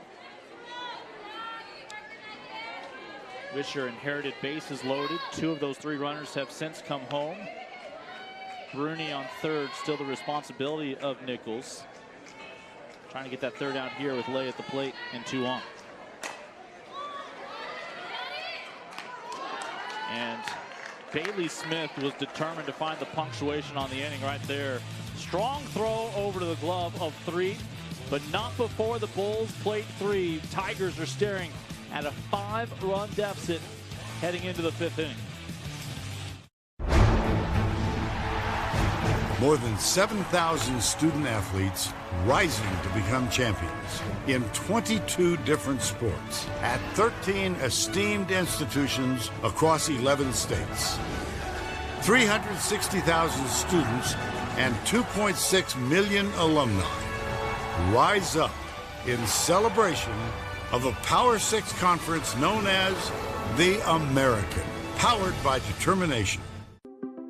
Power comes in all forms. Power is a big tackle, a big save, a clutch hit, or a game-winning shot. Power is also standing up for what is right. There is power in the sportsmanship that is displayed across the American. Power is respecting opponents, Officials, student athletes, Coaches and team representatives. power is not tolerating racial or ethnic comments, Profanities or other improper actions while at the game. The Power for life. The American, power for life. The American, power for life.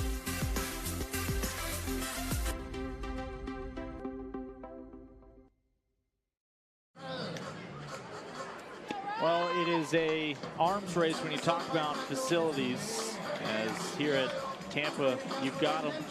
Great batting facility out there in left field. That's the one area where the Bulls will continue to try to improve as this season gets closer and closer to the postseason. Although they were able to come up with a 3-spot last half inning. So Memphis still looking for its first runs of the weekend.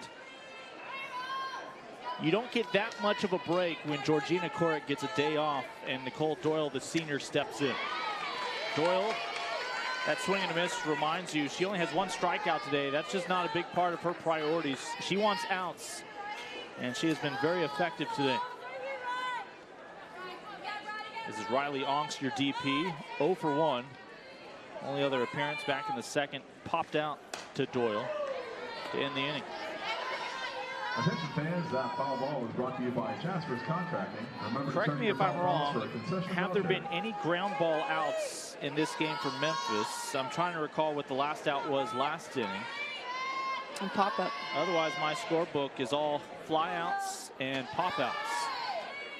Hadley with a pop out to end the last inning.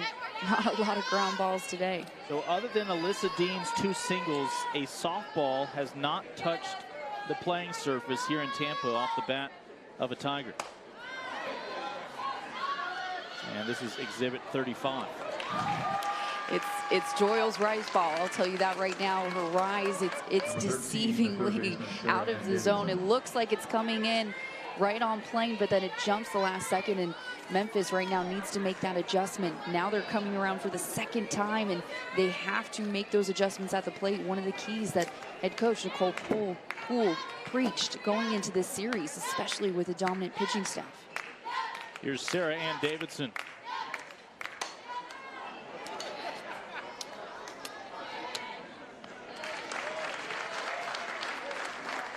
I don't feel the need to say anything. He called it right there. Coach Poole, one of the things I'm sure she's trying to talk to her team about right now, hitting on top of the ball. Or at least, hey, take away that rise ball, either move up in the box and level it out, or move back in the box and see it ahead of time. Jessie Lamb has the one walk today against Nicole Doyle, the number 9 hitter, up now with 2 outs. Doyle had a perfect inning back in the first, has not faced the minimum since then. It was 4 in the second, 4 in the third, 4 last inning.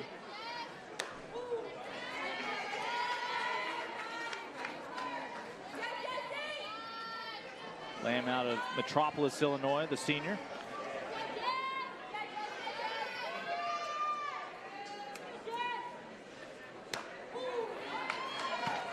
And a pair of strikes now from Doyle.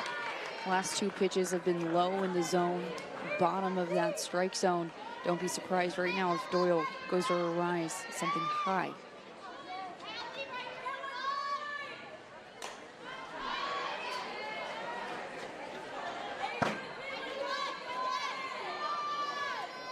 Good job by Lamb. Anything close with 2 strikes she has to protect. At the very least, foul off. Try to turn this lineup around and keep the inning alive. We mentioned Corrick in the circle is why the Bulls win weekends, but Doyle is why they sweep them. And once your Saturday is over, the news doesn't get any better. It's Georgina Corrick back on Sunday. Well, a 3-up, literally 3-down inning here in the 5th.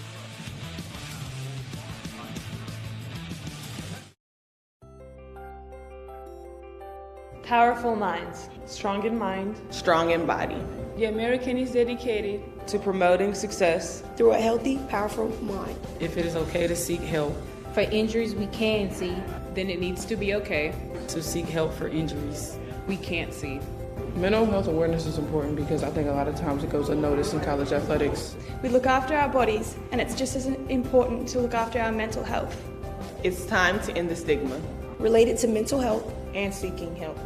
End the stigma.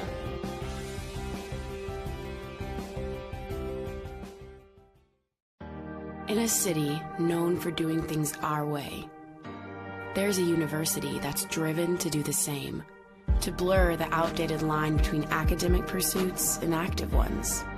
Not just to learn, but to experience, to create, solve, build, to explore and express, to lead. Because an education isn't something you get, it's something you do. Home half of the 5th inning as the Bulls finally were able to open the floodgates and chase the starter last inning for USF. We'll see J.C. Michael, the freshman, in place of her classmate Des Maldonado here in the 8th spot.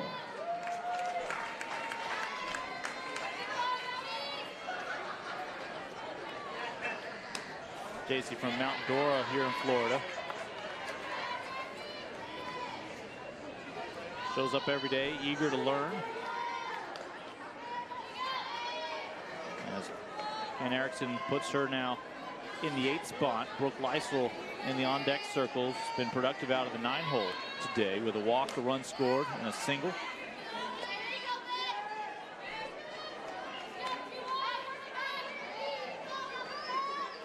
Back-to-back lefty slappers at the bottom of this lineup with Michael as well as Leistel looking to set the table here in the bottom of the 5th. JC's hitting a .164 this first season.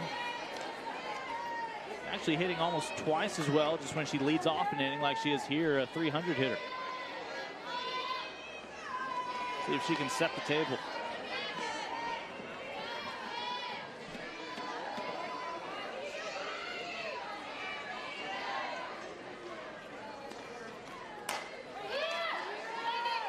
Over in foul territory, and that one squeezed in by Davidson. Great job by Davidson, hustling over to the spot. Very tough play over her shoulder, but did a nice job finding the ball and getting to the spot as soon as she could. Well, before that, the Bulls were hitting better than 400 today. Now it's more modest, 389. And they've also benefited from a couple of hit batters and additional free passes. including a walk to Brooke Lysel back in the second inning. Brooke, though, came through with a single last inning in the fourth. On a bunt for a base hit, just does not have the speed to beat out the throw of Davidson. Great execution by Lysel with the bunt, but as you mentioned, Davidson knew she had to get rid of it quick. She's creeping, and then as soon as she sees that ball drop, she has to get rid of it right away. Nice job getting the out at one. Alyssa Dean covering first in time to squeeze that one in. So here's a rare chance for the Tigers to get a perfect inning with, again, Wisher in the circle. Here's Lindsay Devitt, who's yet to be retired today. Coming in to make a diving grab, but did the ball pop out of the glove? It will be a base hit for Devitt. Great play.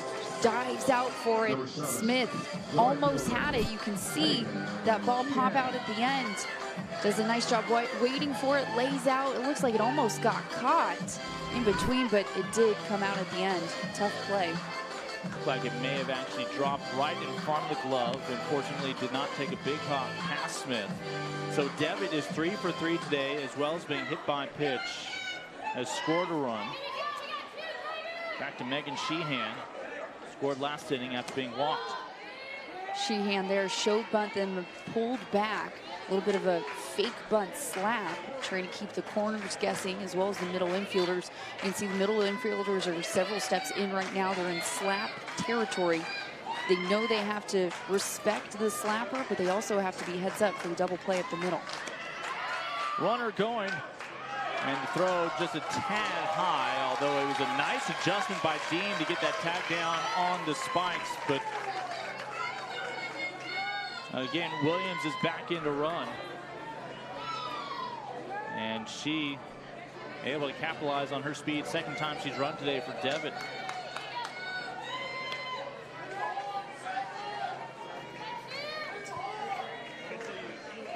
Bulls today hitting .375 with runners in scoring position. That's the opportunity now for Sheehan. Opposite field. And that is the third out. First two batters went in order. Devitt made it interesting with her base hit, but the Bulls unable to find insurance. Still a 5-run ball game, and we see the Tigers bats in the top of the 6th.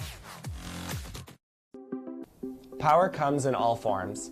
Power is a big tackle, a big save, a clutch hit, or a game-winning shot. Power is also standing up for what is right.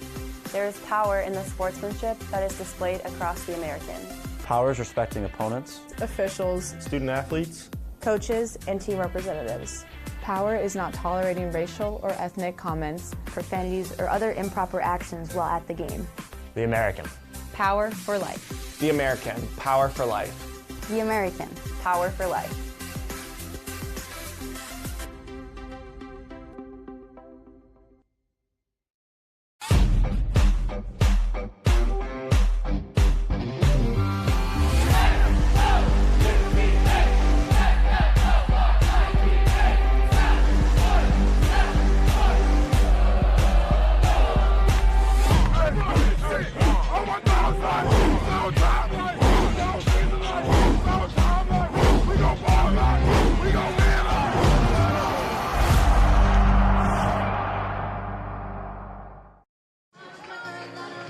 Leading off your top of the 6th for the Tigers, top of the order, center fielder number 5, Delaney Smith. Well, Nicole Doyle was spotted a 2-run lead when she first took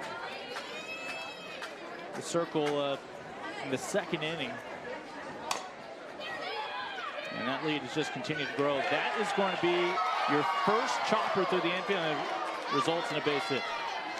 Great job by Smith attacking on the very first pitch. Number 2, the left fielder, Gracie Morton. So Smith 1 for 3 today now. And it's the first time today we've seen a leadoff batter for the Tigers reach. See if first they can get that 0 off the scoreboard and then move from there. Here's Gracie Morton. Fly out and foul out so far today. So for Memphis, when they do get the ball down, good things have happened. Make contact, hit down on the ball. And as we've talked about, make adjustments, whether it's laying off that rise ball or hitting down on that drop. Lincoln Rose, Jill Jelnick, Kelly Burke with you, along with our American Digital Network crew. Hard to complain with being in Tampa. Now, we had an ADN baseball game yesterday. Mentioned Houston in town to face the Bulls. Turnaround here on campus for the softball diamond Saturday, where the Bulls are trying to take the first 2 games. This will get down. So the Tigers, Smith and Morton, able to step up here in the 6th inning. Morton, a nice job getting a hold of that drop ball. Dropped the fat part of the bat down. That bat head all the way down, was able to extend fully, poking it into right center. Great job by Morton, as well as Smith, leading off this inning. It had been a lonely day for Andy Locke there, your first base coach for the Tigers. As Ken Erickson will come out, your head coach for the Bulls. 5-run lead. Tigers, though, with 2 on and nobody out. Memphis done a nice job stringing hits together. Now they need to take advantage of it. Runners in scoring position on the bases. They need to step up here. Top of the 6th, they're running out of time.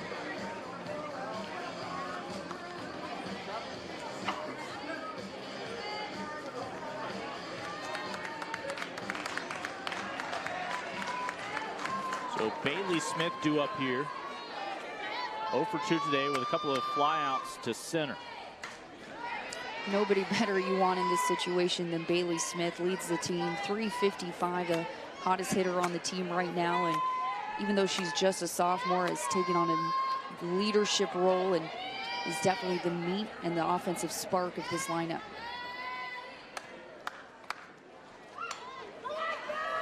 Well done by Smitty. Bases are loaded for the Tigers. 3 have come to the plate here in the 6th, in which they trail by 5. Now they're within a single swing of the bat of their cleanup hitter, Ashley Threet, of being back within a run. Smith, a great job dropping that sneaky bunt, making USF crash hard. She drops it at the very last second, just a little to the left side of the field, and that gave her enough time to use her wheels to her advantage. Coming into today, she was 12 for 13 for stolen bases. She's able to use her speed and now set the table. Bases loaded here. A pair of Smiths on the corners. Morton right there on the edge of your screen on second base. Here is Ashley Threet, also trying to break an over.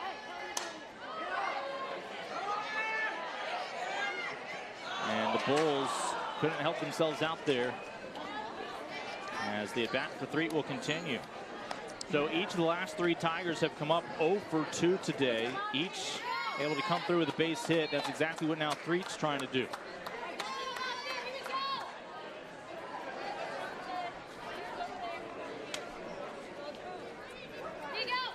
She talks to Coach Poole, who first thing she mentioned about the Big Rock, Tennessee native is wish she had her longer. The senior opted to start her career at Columbia State, played junior college ball. Mentioned her birthday back on Wednesday. Threet wrapping up her career with Memphis. You want your seniors in this situation. Game winding down, bases loaded, need to come up clutch. Cleanup hitter trying to clean up. Nicole Doyle, your starting pitcher for the Bulls, still going strong. It's the first inning where the Tigers have had multiple base runners, and this is on the heels of Doyle's first perfect inning when she faced the minimum in the 5th. Doyle and the USF defense right now, their goal, get outs. Number one thing, don't try to do too much. We need an out. We need to stop this bleeding, stop the momentum of the Tigers. Well, Threet, a 200 hitter this year with bases loaded. Will send this one out. It gets down. Tigers on the board. Smith will touch first. Morton will follow. It's a 3-run base hit for Ashley Threet. And all of a sudden, it's a ball game. Number 21, the second baseman. Bases loaded, bases cleared as the senior comes through. That is exactly why you want your veteran in that situation. She has been in those situations before, and her experience has come up clutch right here when the Tigers needed it the most. Did a nice job. This pitch just a tad outside. Threet goes with it, uses her power. A huge moment for the senior. Well, that's the good news for Memphis. The other headline is the fact that now a pitching change. Cheyenne Eggins, the senior, comes on. So Eggins will inherit Threet, whose 3-run double has given Memphis their first runs of the weekend and pulled them within 2. Alyssa Dean will come to the plate 2 for 2 today. Had the only base hits for the Bulls until this inning, and she represents the tying run.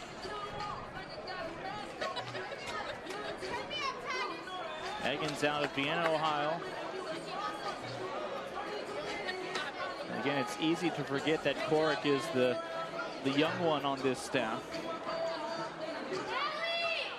Supported by seniors.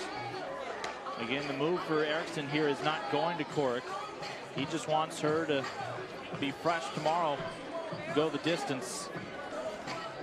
And that's what they're going to need to do in the postseason. They have to pitch by committee. They have to have depth. It's a long postseason, and the USF Bulls need to use every one of their pitchers for the long run. It's a marathon, and being able to put in Eggins right now gives her not only experience, but also Corrick, time to rest, time to recuperate.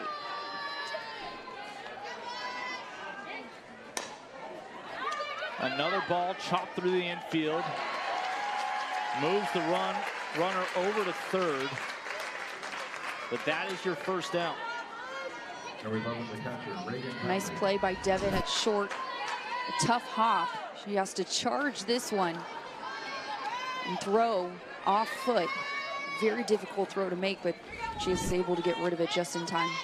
5 Tigers have come to the plate this inning. Not one of them has sent a ball airborne. 3 straight singles, including the bunt base hit from Smith in the infield to load the bases. Ashley Threet finally got one to the outfield towards the wall to bring home 3. She stands on third right now with 1 away here for Reagan Hadley.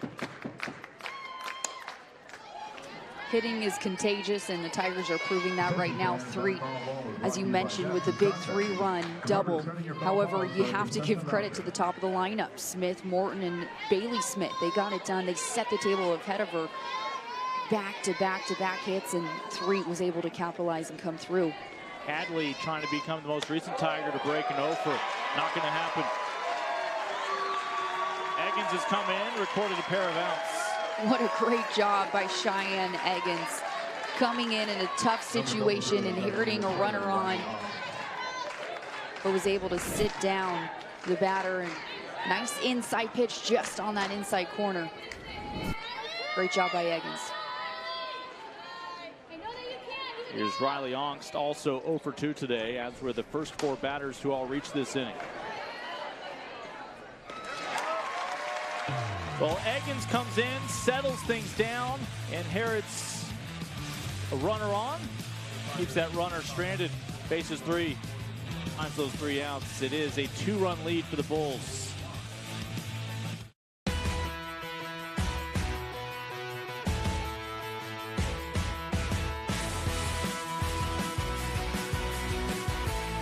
Bernie scores!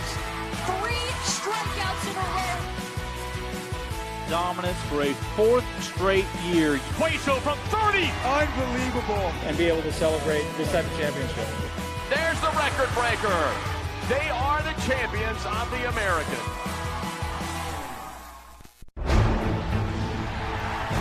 More than 7,000 student athletes rising to become champions in 22 different sports at 13 esteemed institutions across 11 states. 360,000 students and 2.6 million alumni rise up in celebration of a Power 6 conference known as the American, powered by determination. Tigers have made it interesting. Shut out yesterday 2-0. But it was the bases loaded 3-run double for Ashley 3.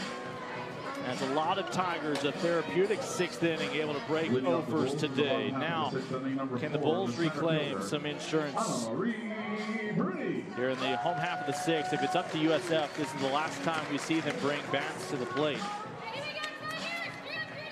Bruni's done a nice job out in center. It hasn't been a particularly challenging day for her, but it's been a busy day in center. Meanwhile, at the plate, all she's done so far is a single, a walk, had an RBI when she was hit in the ribs by a pitch, and she scored a run as well.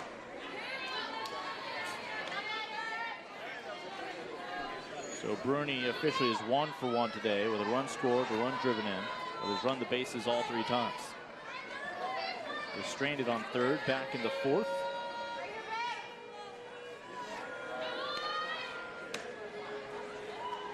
Bailey Wisher, again, your 2nd pitcher of the day for Memphis, pitching her 2nd straight day.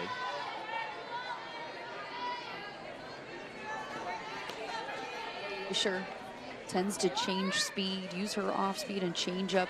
It's one of her go-to pitches, trying to keep hitters off balance, and especially with slappers there. Bruni stood in to hit for contact, but one of the most difficult pitches to hit for a slapper is that changeup, and that's because it has to do with the timing and your footwork. Your footwork is everything for a slapper, and as soon as you see that changeup come in, you have to slow down and wait on it. Wisher just needed to face 4 Bulls last inning. As a pitcher, you don't want to be pitching down a lot of runs, but there is something to be said for you're throwing with a little more carefree mentality. You're not nitpicking every little detail because it's not, in theory, going to cost you the ball game. Now that the game's tighter, we'll see how Wisher responds. And that one just not hanging up into the strike zone. Then the leadoff walk for Bruni. Barely missed, just a little low, maybe a ball low. But Bruni, excellent at bat, patient hitter, and that's what you need as the top of the inning.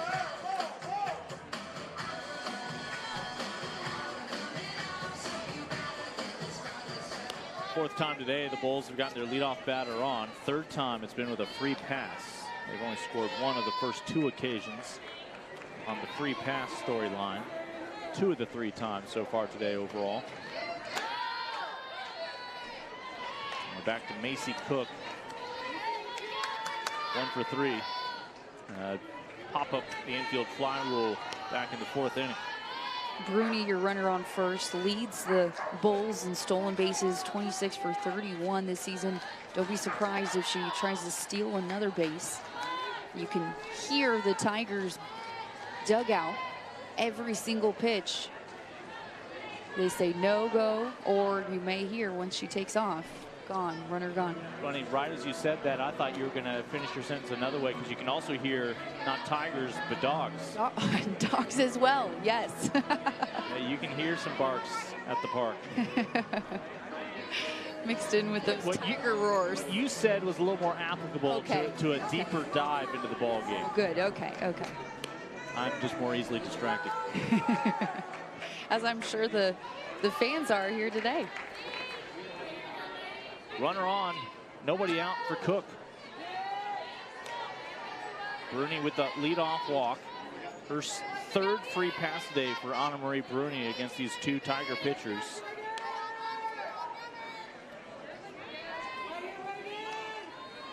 Cook singled in the 1st, was stranded on 3rd. Since then, 0 for 2. Take advantage of the defense alignment. 2 on, nobody out for USF. Great job by Macy Cook. She saw the shortstop Bailey Smith creeping over towards the middle a little bit because she has to cover the steal, and sure enough, she was able to get around on that inside pitch, just poke it through the 5-6 hole. Was able to advance the runner and get on herself. And give way to Bethany Keene, for whom the Tigers have not had an answer today. If Ken Erickson's going to run.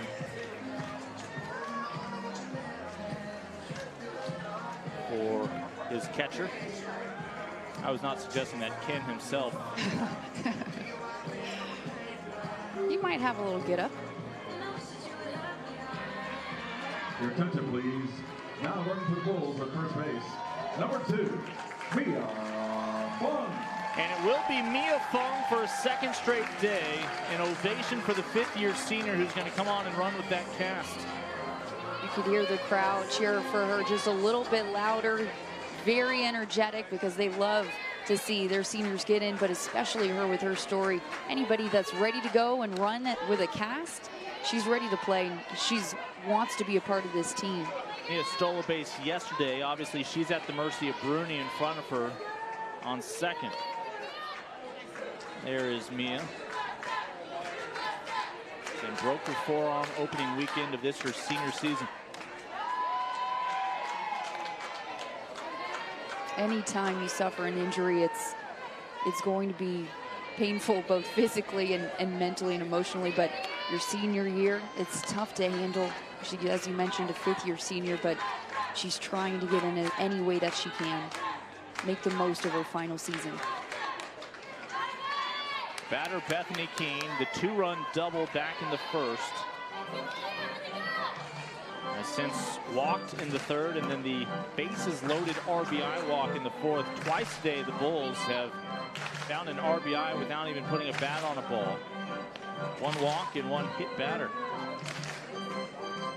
And you could argue those 2 runs, your difference right now.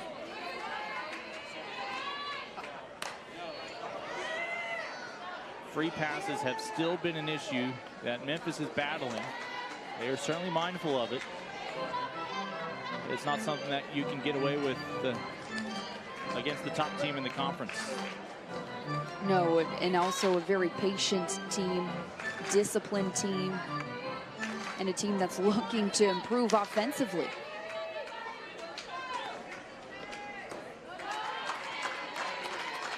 Go out on a limb and say that Macy Cook will likely re-enter next half inning, that Fung is not going to play catcher. I would say that's a safe assumption. Or any other position in the field. But if it was her way, she'd find a way.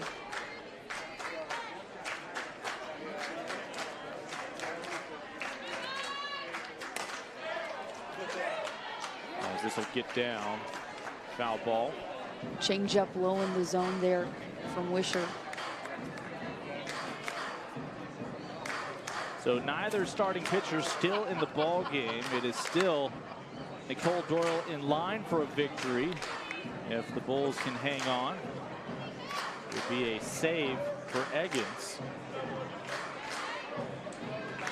Tigers still get to bat at least one more time, unless the Bulls manage to establish an 8-run lead here in the home half of the 6th inning. With no outs right now, defense is looking to make the easy out.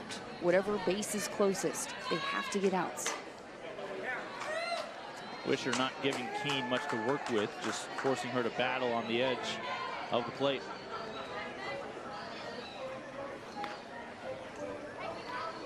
Keene out of Bradenton here in Florida. The 3rd-year sophomore. Ken Erickson sums her up as just being a pure hitter. She's come through today. Total of 3 RBI.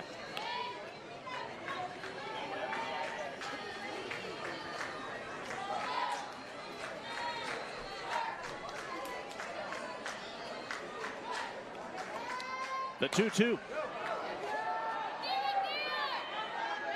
And Bailey Wisher wins that battle ultimately with Bethany Keene. Number 10, the designated player, Katie Miller. Memphis had the momentum shift last inning when they pushed across 3. Right now, trying to hold on to that momentum. They don't want to give anything extra to USF. They don't want that momentum to swing back their way. 1 down, same thing, defense right now. Play at any base, trying to get the easy out.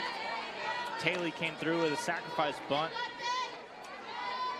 Brought home a run for the Bulls back in the 4th inning. That's a much needed run here. USF has done a tremendous job stepping up at the plate today. Coach Erickson talked about not leaving runners on and capitalizing with runners in scoring position, and that's exactly what they've done and they're continuing to do. Throw goes into center. Fung will have to hold at first, but Hadley's throw gets away as Bruni now standing on third base. Hadley is going to want to have that one back. Looked like pulled her inside a little bit and then just couldn't get on top of the throw. You could see her frustration at the plate. That is a mistake you cannot give up. Bottom of the sixth when your team is trailing, especially with 2 runners on. See if Fung now tries to take second. 2-0 offering to Phillip. And clearly not a plan just to have a straight up steal there. And she protects the runner. Philo with a little fake bunt slap, trying to make contact. With runners on the corners, it's a little bit different situation for Hadley at catcher. Most defenses have a play for first and third. They have to be ready if that runner goes, but also be aware of the runner at 3. Count now 2-2. You'll see some defenses cut the ball off right away or throw down right away. But no matter what they decide to do, they always have to be aware of that runner at 3 and may even give up the steal just so that they can protect and hold the run. Villa batting in the 6th spot today. A little half swing that's caught on the fly. It's a double play to end the inning. Alyssa Dean squeezes it in, takes advantage. Bailey Wisher and the Tigers get out of the 6th inning unfazed. They bring their bats potentially for the final time when we return to the top of the 7th, down by 2. In a city known for doing things our way, there's a university that's driven to do the same, to blur the outdated line between academic pursuits and active ones. Not just to learn, but to experience, to create, solve, build, to explore and express, to lead. Because an education isn't something you get, it's something you do.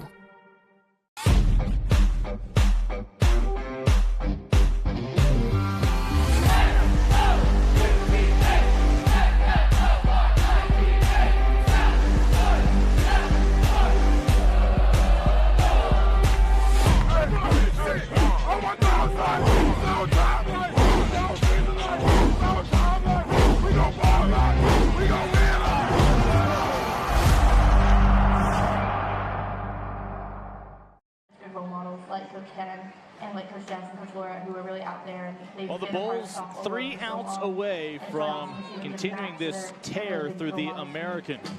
Eggins came on for the save last inning, faced 3 batters, recorded 3 outs. See if she can answer the little deja vu here in the 7th. Standing in her way, the 8 and 9 hitters for the Tigers, and then the top of the order that created all that noise back in the 6th inning. Bottom third of the lineup today. 0 for 6 with a walk. Sarian Davidson today, a couple of pop outs. 0 for 2. Her first time to see Eggins.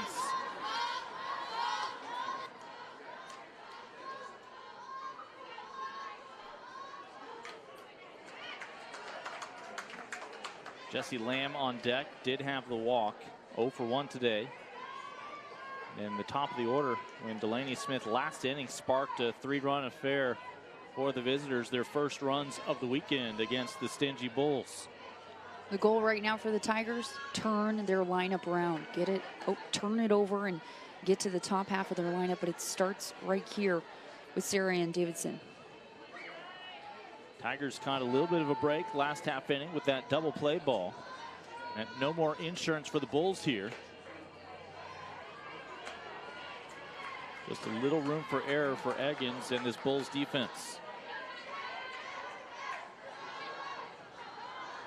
Tigers have done an excellent job fighting back. Now trying to finish the comeback. Tigers down to their final 2 outs. Solid hit by Davidson, but unfortunately for her, right to Leistel in left field. Now it's Jesse Lamb's turn to try to start the rally. These teams go at it again tomorrow, senior day for the Bulls, 11 local time, Eastern.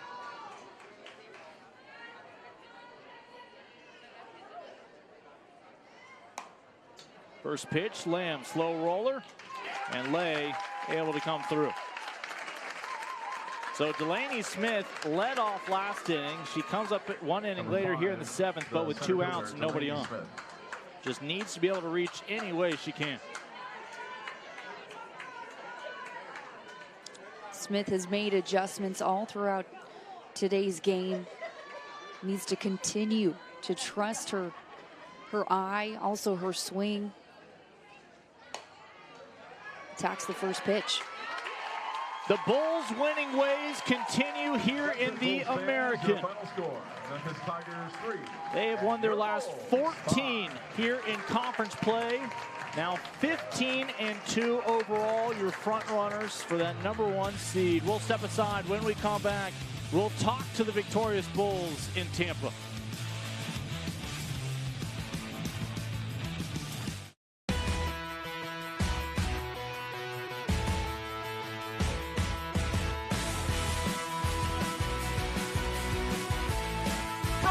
Scores! 3 strikeouts in a row. Dominance for a 4th straight year. Cueto from 30! Unbelievable. And be able to celebrate this type of championship. There's the record breaker. They are the champions of the American.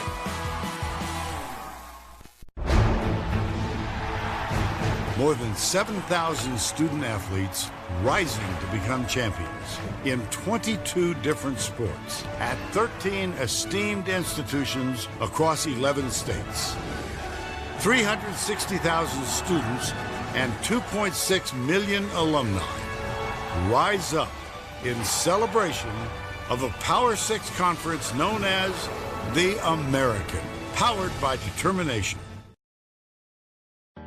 In a city known for doing things our way, there's a university that's driven to do the same, to blur the outdated line between academic pursuits and active ones. Not just to learn, but to experience, to create, solve, build, to explore and express, to lead. Because an education isn't something you get, it's something you do.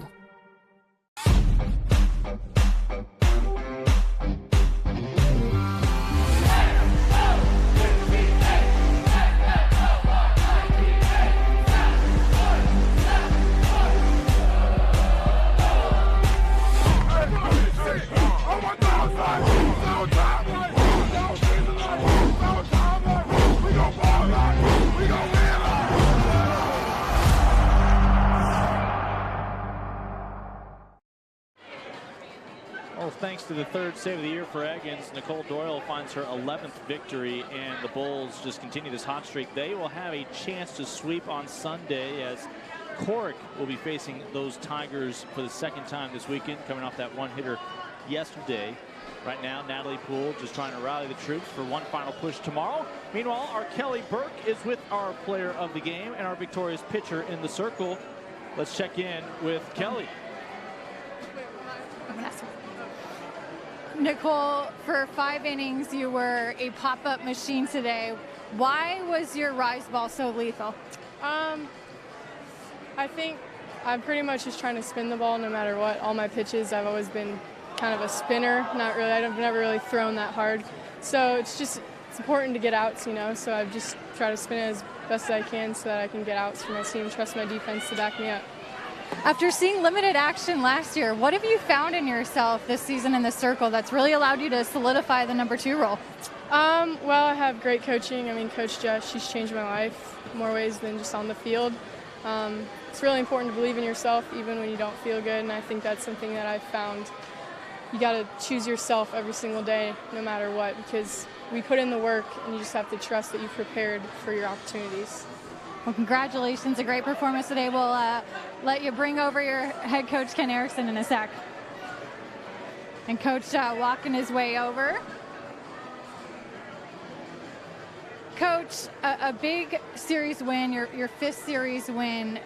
What has this team found in their mindset during this 14-game win streak? Yeah, that's a great question. You're talking about college students between 18 and 22 years old, right? So, but you know, you're getting guys like Doyle and Cork that are keeping the other team at 0 as long as possible. And if you do that, you get an opportunity to jump ahead. And it's easier to play when you're ahead than it is from behind, you know. And in conference play, it's really, really difficult when you're behind constantly, you know. It's easier to run downhill than it is uphill. All the coach speak you want, but for your pitching staff to do what they're doing, for our catcher Macy Cook to be handling that pitching staff has been pretty special. Well, speaking of your pitching staff, how have you seen Nicole Doyle specifically this season grow in the circle? That's the way to explain it. She's grown in the circle mentally. You know, she's really matured as a person. She's comfortable. Coach Moore's program, you know, with our pitchers has been phenomenal. And you get a senior like Eggins to come in and knock down a 2-inning save like that. So, you know, they're all ham and egging it together. They're a staff. They like each other. You know, that's half the battle, right? When we talk about I keep them fed, they're happy, and then they like each other. So, yeah, we're doing okay that way. Finally, Senior Day coming up tomorrow. What impact have your seniors had on this program? Well, it's pretty obvious. You know, you're in the national spotlight right now. And so when they came here, and then you had transfers like Doyle and Cook that came in, and they made a huge impact. But Devitt, you know, and Eggins, you know, that's special. And Mia Fong, who was injured, comes off the bench, and now, you know, her arm is still broken, right? You know, so you know, these guys have made a tremendous impact. They get it. They want their number up on that wall with all the other teams that went to the NCAA tournament, you know, and so we have unfinished business left. We got 4 games in the conference, you know, and if good things lay our way, you know, we'll end up on top. So we just keep pushing. Congrats, Coach. We'll let you get home to those pooches. Thank you so much. Lincoln. All right, thank you very much. Again, always great to squeeze in a few more comments from Coach Ken Erickson. Yesterday, a pitcher's duel. Today was all about the offensive output, and Coach Eckerson said it best. He said it's always better when you're playing ahead in the game, and that's what the difference today.